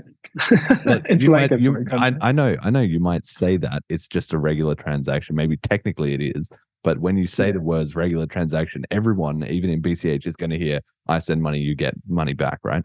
If we're talking something more complicated than sending and receiving, that feels like a smart contract. Fair enough. Even if it's a technically just a transaction, right? So Fair enough. so we're making a smart transaction, right? To contribute funds to this Flipstarter. So would it be something like I've got my Selene wallet out. Somebody's pitching a Flipstarter. They have a QR code. I scan the QR code and my wallet says to me, this is so-and-so's Flipstarter for this amount of money. You will contribute 0.1 BCH. If they don't deliver, you can get your money back in 60 days and the funds are going to here, to verify this information with their Twitter feed or whatever the fuck, to make sure it's legit, then click OK to proceed. Is that it? Yeah, that's how it would feel when you did it, or that would be the default kind of lowest level basic thing that a wallet would do for you, is that. And the wallet could make it nicer than that if it wanted to. But yes, at the lowest level, your wallet needs to have an idea, a very clear idea of what it is that it's doing and what someone is asking you to do, or what you're trying to actually participate in. And when it presents you that's what we're talking about with a template. The template gives you the context for a transaction. So all those things that you said, how much are you sending? Who is it to? Where does it go? How long? Whatever. All these details that are relevant would be part of this template that has all this human, understandable explanations and context to it. So when you get that transaction, you look at the app and it says, oh, this is a Flipstarter transaction. But when you look at it on your phone, it says, you're going to send money to this address. And you're like, wait, no, I'm not going to wait. What is this nonsense? No, that's not what I want to do. Right. Because somebody could hack a Flipstarter, not hack, but just like publish a Flipstarter that does some bullshit. And all it does is like, oh, do you want to pledge? And you're like, yes, I want to pledge. And it's like, okay, do this transaction. And you just literally send them money. Right. But that's what happens if the wallet isn't on your side and the wallet doesn't understand what's going on. Yes. So the template provides all that context and gives it to you in a human readable form where you can understand what's going on and decide what to do. And then by doing these templates, the template becomes the things that you trust. So you're like, if Selene Wallet, if it was doing this template thing, it would be like, we trust the AnyHedge template version 1.3. We trust the AnyHedge contract version 2.1, whatever. It has these templates that it trusts, and the users don't need to worry about those. They're already baked in, and it just shows it to them. But then you can also get templates from some other site that you've never been to, and then you can check it out and be like, well, I don't know about this new shit. I'm not going to trust that. Or you can be an expert user and accept it, or whatever it is. Right. So I think that's what Fristy Bomb and I are getting at with the BCMR standard stuff. So when you're talking about a template, what you're talking about is a kind of a use case. So because what I think of in my mind is like, when you're a kid and you fill out those worksheets at school. Yeah. It's like a story, and it's like Jack went to the supermarket and felt blank, and then the blank you have to fill in an adjective, and you put in happy or sad or whatever, right? So I'm thinking of it like that. And there's one of those for Flipstarter, and you're going to contribute to a Flipstarter. The address is blank. Yes. And then that's that human readable text you can show to the user and slot in the relevant value exactly so that they understand what's going on. And then obviously the wallet has to have a list of those worksheets, those templates. And when it sees a transaction, it checks over it and goes, oh, this matches the scaffolding of one of these worksheets. Bam, this is the one that I got to show the user, and this is where I pull the info to put into that explanation. That's it, right? Yeah, that's one way to do it. Even more directly, the template is literally just like a little container of, like, it's a really primitive data container that has like all this text and fields and stuff that you fill in. And so you could do like an NFC, right? You don't have to go look it up on BCMR. You could go look it up on BCMR. That's one way to communicate it. But you could literally you're getting lost on this like, BCMR. Like, forget about the BCMR bit for a second. Yeah. So what I'm talking about. So when I said about the worksheets, Selene Wallet has 5 of those worksheets. written Yeah. into its code somewhere, so it knows them. Flipstarter, AnyHedge, cash tokens, NFT drop, whatever. And when it sees one of those, and the last one is unknown, and so when it gets it, scans a QR code that fits one of the first 4 legit things, it shows you this is the legit info. Here's what it is. And when it scans the 5th one, it says warning, big red letters. Not really too sure what this. I don't know what this is. You like, type your full address in here, slowly and painfully if you want to accept this, because you may or may not be sending off your money never to be seen again. Like, be very fucking careful. Well, yeah, no, really what it would be is you wouldn't be looking it up, really. They would send you a template. They would send you an unknown template, and then the wallet would be like, I don't know what the hell this template is. I mean, I can show it to you, and this is what it says, but I don't know what this is. You have to trust them because they gave it to me. And so they give you a template, and the template has all this human readable stuff to it that you can read and you can check. But at that point, you're trusting the app. So if you trust the app, then you can look at the template and mix. That's why I don't understand. It's what I was saying. The template is sending you a tiny piece of transaction. data. No. The transaction is you take the template. It's just a really simple piece of data, and you take that template, and it has the explanations of things which you may already have, and so you don't need to communicate it. You may have it or you may not, and they send it to you, and you're like, oh, okay, here's the template. And it has just simple stuff like the explanation of what it is, the fields that get filled in, like you said, and that's it. And then from that, you can just construct a transaction very easily. So the transaction gets extracted out of all this data, and you just construct it yourself. And so that's why you don't have to trust this blob of stuff coming over, because you constructed the transaction yourself. You know exactly what's in there. You're not trusting anybody.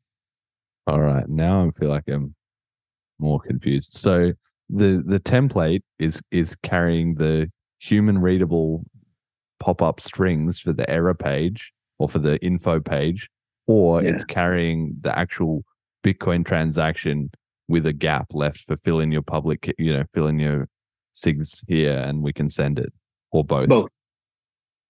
Both. Okay. So it's sending you, but the point is that the wallet has to be able to look at the Bitcoin transaction that you've been given and the supposed explanation and make sure those two check out, right? Because no, they don't give you a transaction. They give you the template. That's all they ever give you. And you construct the transaction yourself. That's what I meant about the bright red line. You don't ever want somebody else to be constructing a transaction for you. That's very dangerous. And it's also very expensive to do that. That's part of the high expense of having all the bespoke apps that we're forced to make today. Because we can't just have this thing where I'm like, hey, here's all the blanks to fill them in. Okay. So they don't send you a transaction. That's very important. That's a really key point. They don't make a transaction and send it to you. They send you a template that's been filled in or partially filled in, and you fill in other parts, and you construct the transaction yourself. All right. I think I've got it. Let's try it. It's like this. Okay. So instead, what you're saying is this word template is just confusing the hell out of me. It needs to be something that it's like a recipe. So what happens is I know how to bake a cake, and you know how to bake a cake, and there's 5 types of cakes. There's chocolate, vanilla, strawberry, whatever, different kinds of icing. So you send me a message saying, "Hi, I'm Emergent Reasons. I want to make a cake with you, and let's do cake version 3.9." Yes, and we're going to do vanilla. Then I say, I've got the cake recipe right here, and there's just a small section at the bottom which says, if vanilla, we're doing this one. If chocolate, we're doing this kind of icing. If strawberry, we're doing this other kind of icing. But I'm like, yep, I've heard about cakes before. I know what cake making is. I know that that's not a disaster. And I know that if I'm getting somebody to agree to this, we're baking a cake. Look, here's the recipe. Here's how it all works. And they wanted vanilla this time, but maybe next time they want chocolate. But right now they want vanilla. How's that sound? And then you say, I agree. Like whoever's in my house is like, yep, let's have vanilla cake tonight. Then I can bake up the whole recipe myself because you and I previously had agreed on how we make a cake. Yes. So you don't need to send me the recipe. You're just saying, let's make a cake and make it vanilla. And then I check my recipe book which matches up to your recipe book, and then I make the cake, and then I can send you back the cake, and it's as if you had made it yourself because we've got the same recipe that we'd pre-agreed on. Yes, we would be able to make the same thing exactly ourselves. Okay, that's it. So if you think like on a multisig, anybody who's ever done a multisig transaction where you have multiple people who have to sign for a transaction, for example, that would start out with we all talk and we're like, hey, we're gonna send 2 BCH to that address. And you're like, okay, I'm gonna start this off. So you take the template and it's got 2 BCH to this address, or these 10 addresses, whatever. And here's my signature. But it's still missing, it's like a 2 out of 3. So I still need another signature, but I don't care who of you it is. So I send that template off to both of you and I'm like, hey, do you guys agree with me? And if either one of you is like, yes, I agree with you, and they fill it in. You're going to have to get this word template out of here every time. That's confusing. Because now in my analogy, you've now said that you're sending the recipe as well as sending the request. Well, you are. In reality, you are. But if you already have it, you don't have to send it. We could just communicate about it by hash. But no, it's important to be precise here. So the template has the full details of how this transaction gets constructed. And it has the details of how it's constructed and the little pieces that need to be filled in and the explanations about them. And I send those to you. Well. Yeah, and I send that to you and you fill in your part and then you send it to somebody else and they fill in their part. So for example, you could construct maybe with some work, you could construct the cash fusion transaction. No, it probably wouldn't work. Anyway, like with a Flipstarter, you can do this where I fill it in and I send my transaction, I send my template to you and you're like, okay, thanks. Now I'm going to do my part. So yeah, it's really like you said, like those workbook where you fill in the blanks and you just send that to somebody else and then they send it to somebody else. Yeah. But that's why I asked you, are they sending the sort of the scaffold and the specific words that they want to put into what slot, maybe leaving some slots for you? And then, so that's like, are they sending you the Bitcoin transaction as well as the metadata? And then you said, no, they're not sending the Bitcoin transaction. It's not a transaction. It's a template. The template has all this stuff. This is why I'm confused, because then you just gave a multisig example where you said they just send you the transaction, fill in the sigs. That's what I don't get. It's an incomplete transaction, we could say. It's an incomplete transaction. We could call it that. Yeah. Okay. Yeah. So they're sending you an incomplete transaction. That's fine. Yeah, to say that. Okay. Yeah. All right. Yes. Yeah. Okay. That's the confusion. But the key point is that nobody else constructs the whole thing and then just sends you a blob and you have to agree to it or reject it. Yeah, you got to know what's going on with this thing. Yeah. Yes. Okay. So you're sending a transaction effectively also, yeah. So you're sending an incomplete unsigned transaction plus some metadata kind of explaining what's going on, or at least this is this type of transaction, check it against your own records and you'll see that what I'm saying checks out. And you'll know where to look for, okay, this is the guy who's getting the money. Yeah. How much? And once we have standardized identities, like say, this is my, like you wouldn't know this as a user, but your wallet knows your identity. And you'd be like, oh, yeah, I'm this guy. I want to use this identity. I want to use my Emergent Reasons identity. And I say, yeah, that's the one I want to use. And then I send it over to you. And what that actually means is I sent you a public key or something like that.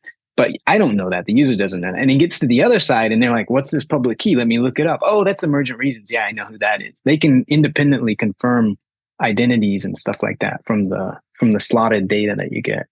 So this is why I think the whole word template is confusing the hell out of me, and why I think you should try and rebrand that. Because when you said, like with the workbook example, what I'm trying to figure out is, are you sending me the blank worksheet, or are you sending me, what you said is you're sending me the blank worksheet with maybe the first 3 gaps filled out and telling me to fill out the next 2, and then probably somebody else is going to fill out the last. That's 2. the way. So we do it as that's it. Yeah. We do it as a thing. Okay. And then obviously in once we've got this system going of you start the worksheet, then I fill out my fields, then Jet fills out his, and then boom, we've completed the worksheet as a team effort. Once we've got that going, once we realize this is the second time we're doing this same worksheet, just with different words in the blanks, then now we can just say, okay, well, let's call this worksheet the Flipstarter worksheet. And once everybody knows Exactly. what the Flipstarter worksheet is, then you just need to say Flipstarter worksheet. First word is happy. Second word is angry. Yes, Third word is exactly. dinosaur. And then I go, oh, okay, all right. And then I add in my fourth and fifth words, and then I send it to the last person, and then they put in their last two words, and boom, there we go. Yeah, that's it exactly. So then with the BCMRs, what I was getting at with that, Jet's like cracking himself like, how are we back onto this? We're going a fucking circle. The point of that was that then I need to get, I'm a teacher, they need to get their worksheets from somewhere, right? It's coming up with all this crap on your own. So then it's like, then you go to the library, and the library says, look, we've got a book with the top 5 worksheets, and they're all right here. We've pre-vetted them. Those ones are good. So now if I'm a teacher, I don't have to check all these freaking worksheets myself. The library has already vetted that for me.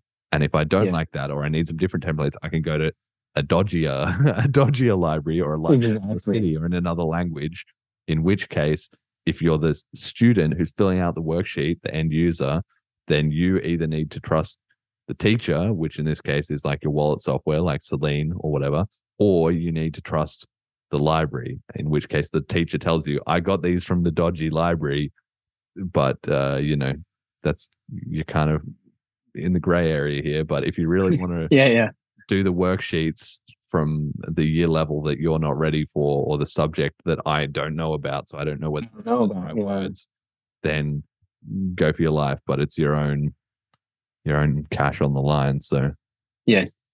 Okay. And you don't have to go to a library to get it, right? The app can just give it straight to you if the app wants to. It can just give you the template directly. But BCMR would be an obvious place to keep, like you said, like a library of them, and say, hey, these are the ones that General Protocols publishes ourselves. And other people could aggregate those as, these are trustworthy. You can include these in your library, or however it goes. But also, like I was saying, like you can do this stuff without any of this shit. Like you could do it all offline too. Like just do it like an NFC tap, and my point of sale system sends you a template, and your wallet's like, oh yeah, I know how to do point of sale deals with rewards tokens. Point of sale with rewards tokens template. And it just sends it to you by NFC, and you get it through. What do you think, Jet? Weigh in for me here. Like, does this template desperately need to be rebranded to worksheet? It does, right? No. Yes. I don't think language is that important if you can walk through an example, right? So you guys came to an agreement when there was, here's the flow, here's how it would look. That needs to come first. You can call it whatever the hell you wanted, but within the first paragraph explanation, you need to have that example. Yeah, agreed. Anyway, I think that's a good one. The worksheets one, because everybody understands that. Everybody had to do those stupid little worksheets as a where you fill them in. Primary school kid. The template naming comes from LibAuth. So that's what they're called in LibAuth, templates and scenarios, because it gets more complicated, right? Because you can have not just one smart transaction, but you can have an app that's like a family of smart transactions that all work together. And so you kind of have to understand how those fit together and so forth. So they are connected to each other. All right. So now we've got 3 worksheets, and the first worksheet and the second worksheet. Well, it's more like a choose your own adventure at this point. It's like if you ever did the old choose your own adventure books, where it's like, oh, you want to do this transaction, you got to go to that page. You don't have to go to that worksheet and fill that one out. But if you're going to do it this way, you got to go to that worksheet and fill that one out. Choose your own adventure worksheets. Or if you want to do this, you got to fill out both of these worksheets. Yeah. But the whole point of it is that, and the assertion is, it's not proven, right? Because nobody's done it before. But the assertion is that at a high level, by doing that, it's not just a technical kind of masturbation thing, because that would be dumb. The point is that by doing this, you standardize how apps and wallets communicate and how they talk to each other. And now when you're an app developer who doesn't have like 15 years of experience, all you got to do is fill in the template if you want to do a thing, right? It's not that difficult to fill in the template. As long as you've got the right templates, as long as you've got the That's what I'm saying. You just go to the mainstream library and get the mainstream worksheets that 10,000 people have looked over, and it's not a big deal. So then you're saying that as an app developer, well, as a wallet dev, you just need to make sure your app knows about the top 100 worksheets / templates. And then as a app dev, you just need to know this is the one that I care about for my, or the top 2 or 3 that are relevant to mine. And I just need to plug in the right parts of the sheet and send it off. And just that difference alone is a huge amount of development effort. The difference between filling in a couple of blanks in a worksheet and actually doing a full construction of a transaction for both sides or all 3 sides of a transaction, and being really confident that you didn't fuck it up and you're not going to be like off by one and, you know, blow everybody's money or lock them forever in a smart contract, that kind of thing. There's an absolutely massive gap between those 2 levels of development expertise and time invested and everything. So this is what I think will enable. Yeah, I think this is what will enable an explosion of apps where it really lowers the bar on what's required to make an app for Bitcoin Cash. Yeah, and then obviously you have the egghead devs like coming up with the bloody, you know, templates and doing all this shit behind the scenes, and then you have the people who just come in at the fringes and it's just all ready to go. Here's the cake recipe, pick whether it's chocolate or vanilla, and these other 20 people already are on the same cake recipe. Like, you're ready to go. Make it as easy as possible. There's another really big one, because like we were talking in the Telegram, some of the stuff we're going to do could be completely, you know, the most innocent, just, correct, right thing to do, and the traditional financial system will fight it tooth and nail, right?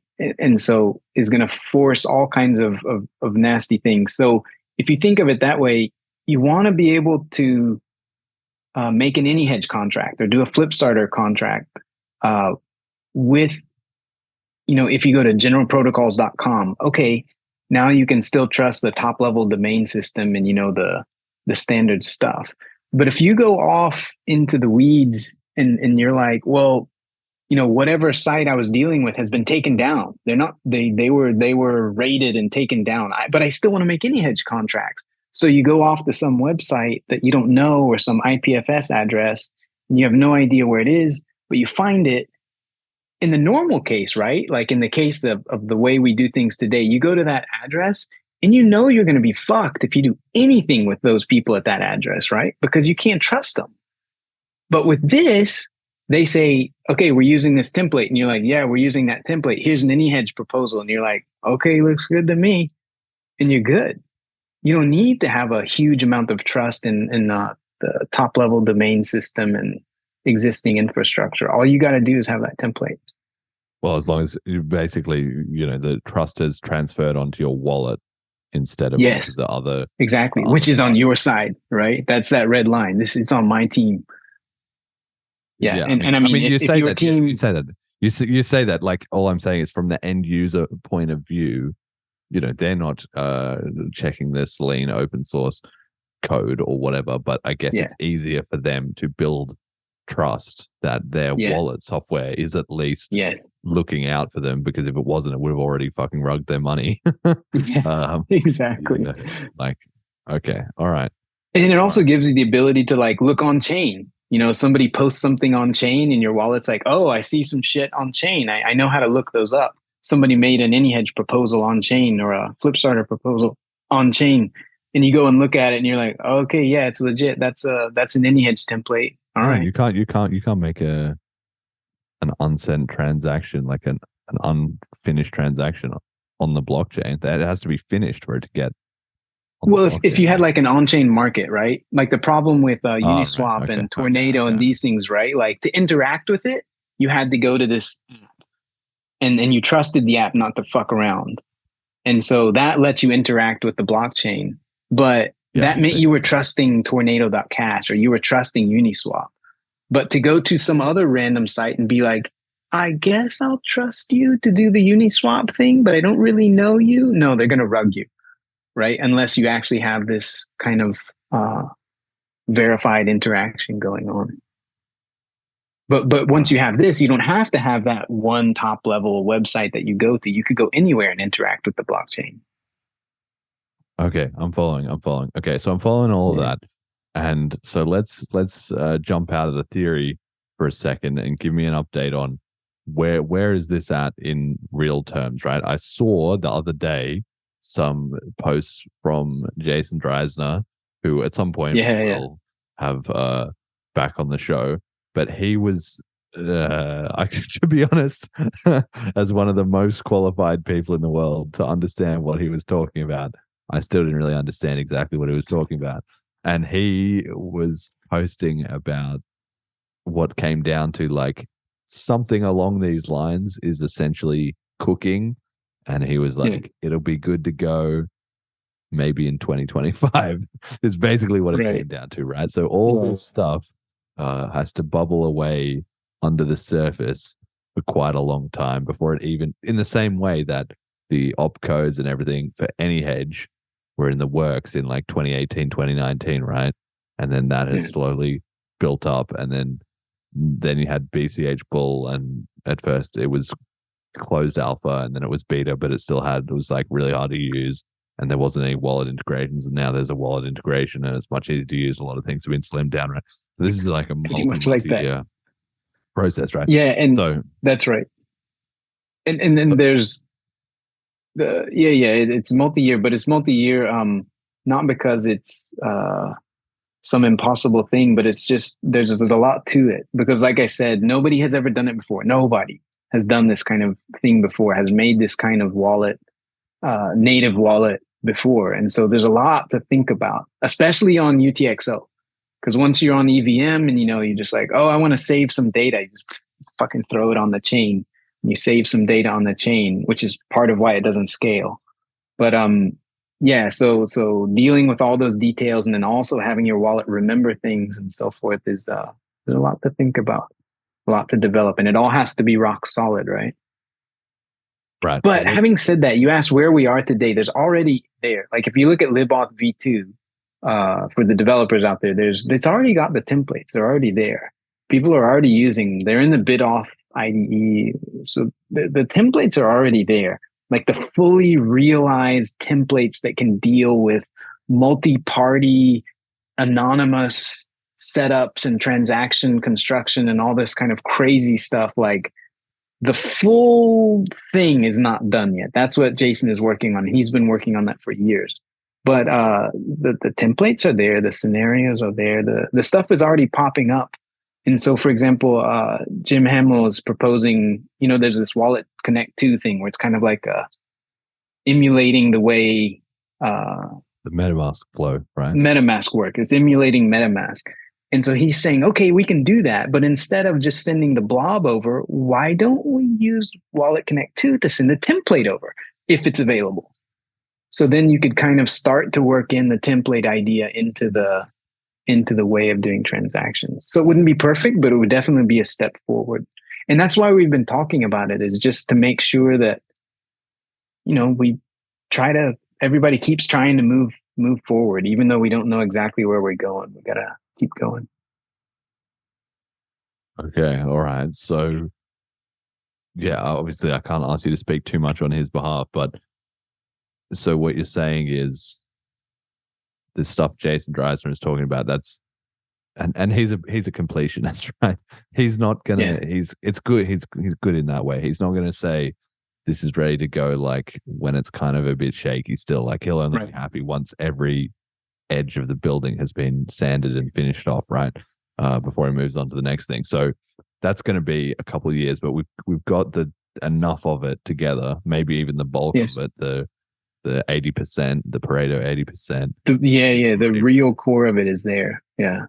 Okay. So what are the next steps that we're likely to see? Your plan is now in the last couple of weeks, maybe, or maybe even slightly longer, you've been coming out and getting this idea going in the public consciousness. So what's the sort of roadmap for this idea, roughly speaking, over the next 6 to 12 months? There's more chat with the devs, like some of that's going on.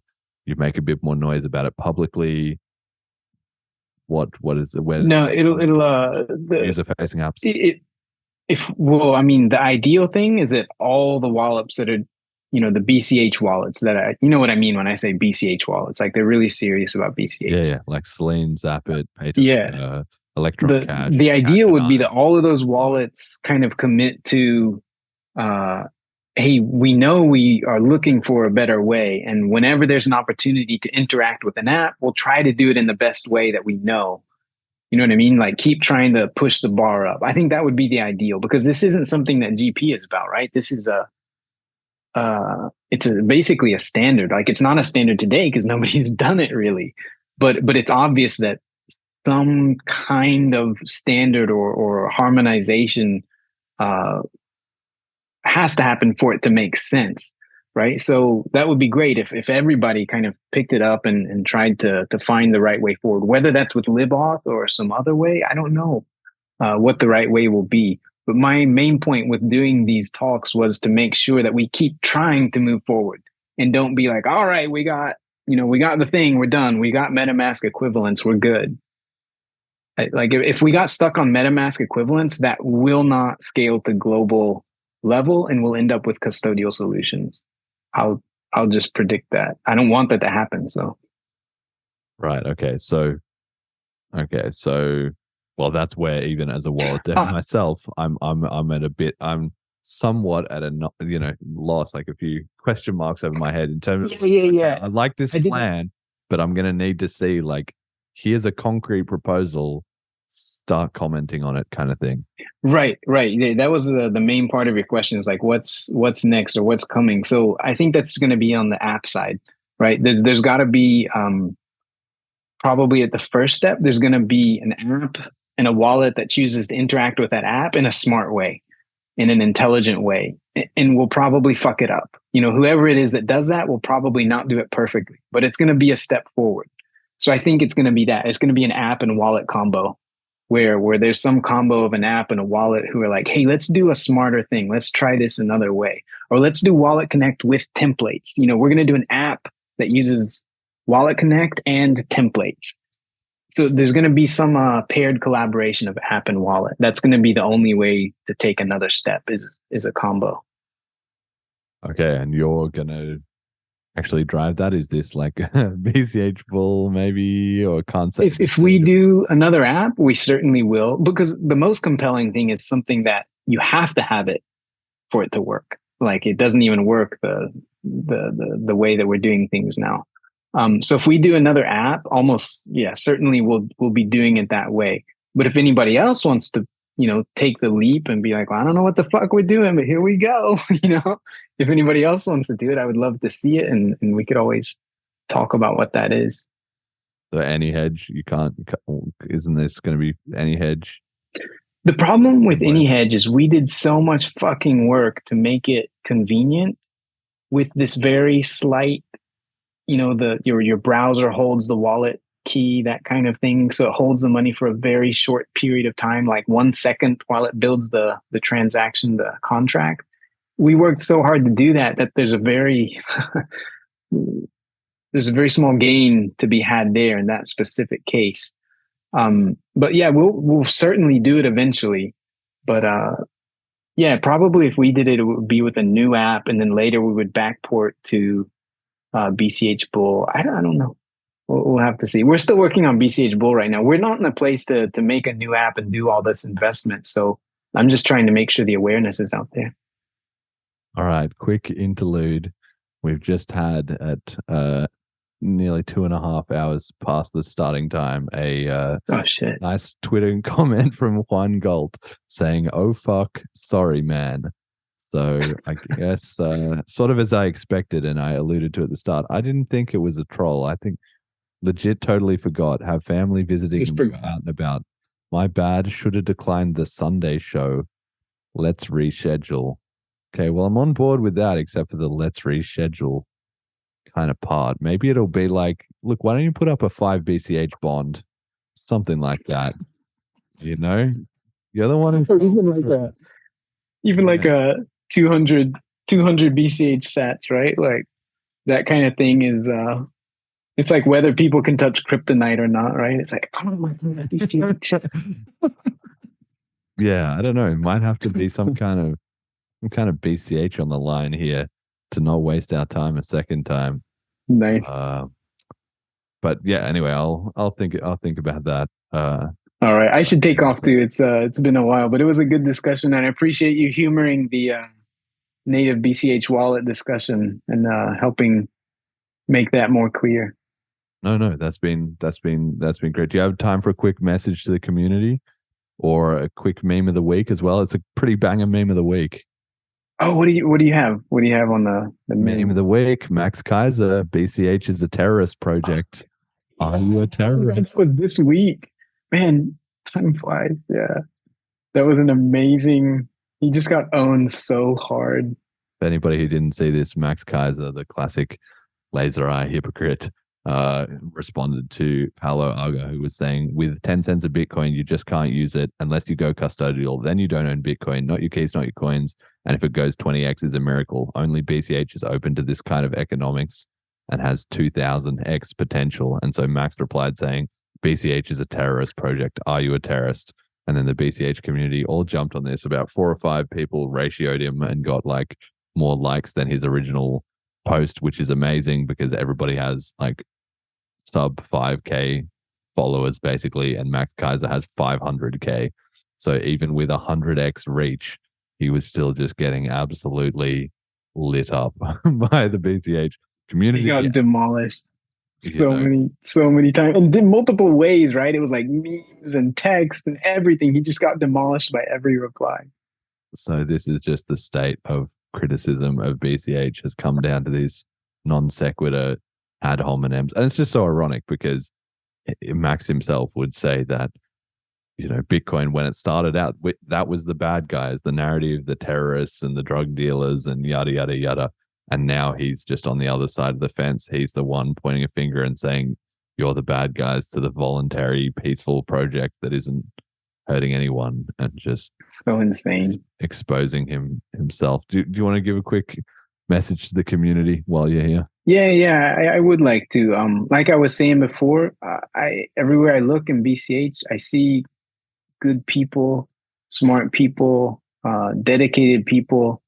Just believe in yourself. You know, like we've said it a million times, but being a developer is not the only way to produce value, right? That would be a crazy world.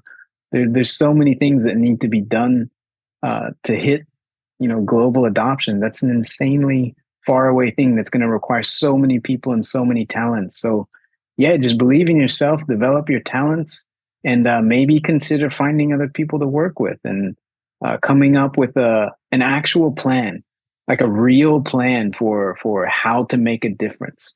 And bounce it off of somebody and see if they give you feedback, and, you know, have a little bit of a thick skin and be like, okay, this is going to suck at first, but let's try it and see where we can go. But yeah, believe in yourself and just make something happen. There's no magic behind general protocols. You know, like Jeremy has in his introduction, there's no magic behind general protocols. There's no magic behind BCH podcast. It's hard work. And just sticking to it and making something happen. So please do it. All right, brilliant. So we've got our supporter appreciation then. Thank you to our donators. Thank you to our patrons, Ricky and HP. Thank you to bchbull.com, our sponsor, General Protocols. Thank you to our Flipstarter contributors, Bitcoin Jason. Check out Townsville and have a Bitcoin Cash holiday. Shadow of Harbinger, Molecular, Emergent Reasons, live on the show. Heard Again Talk. And Majamalu Marcelo. Does anybody have any final shout outs and sign offs? Emergent Reasons, you're first. Worksheets. Yeah, love worksheets. Love that shit. Jet, anything from you? No. And for me, my shout out is to Marcelo and No I Almorazo Gratis, who, you know, the Spanish Bitcoin Cash podcast. They had me on a couple days ago, and the video is out now. So if you want to hear a bit more about me, they asked me some kind of different questions, not what we usually talk. We did talk about Bitcoin a little bit, and we talked about Paul's stores, the debate, but they were also asking about how I, became inspired about Bitcoin and where I learned all this stuff about economics and psychology, stuff like that. You can go check it out. It is in Spanish. So if you don't speak Spanish, you're going to struggle. I did try the YouTube auto translate. It's not really getting there. My Spanish is already pretty garbled, so Google couldn't figure it out. But if you're a Spanish speaker and you like the podcast, that's kind of a different insight into it, and you might enjoy it. So go check that out. All right, everybody can also take a look at the website, start guide, FAQs, links, and all that at www.bitcoincashpodcast.com. Thank you all for listening. Till next time. So I started realizing that if you can just find strength just a little bit longer, you will have a crew of people following you along the way. And that is another thing that no one can ever teach you. Because you're going to have to learn that on your own. You're going to have to figure out how to pull that energy out of your mind on your own. There's no book you can read that all of a sudden I have it. I've got the technique now. I know how to do it. Yeah. No, it's a grind that you have to start and finish on your own.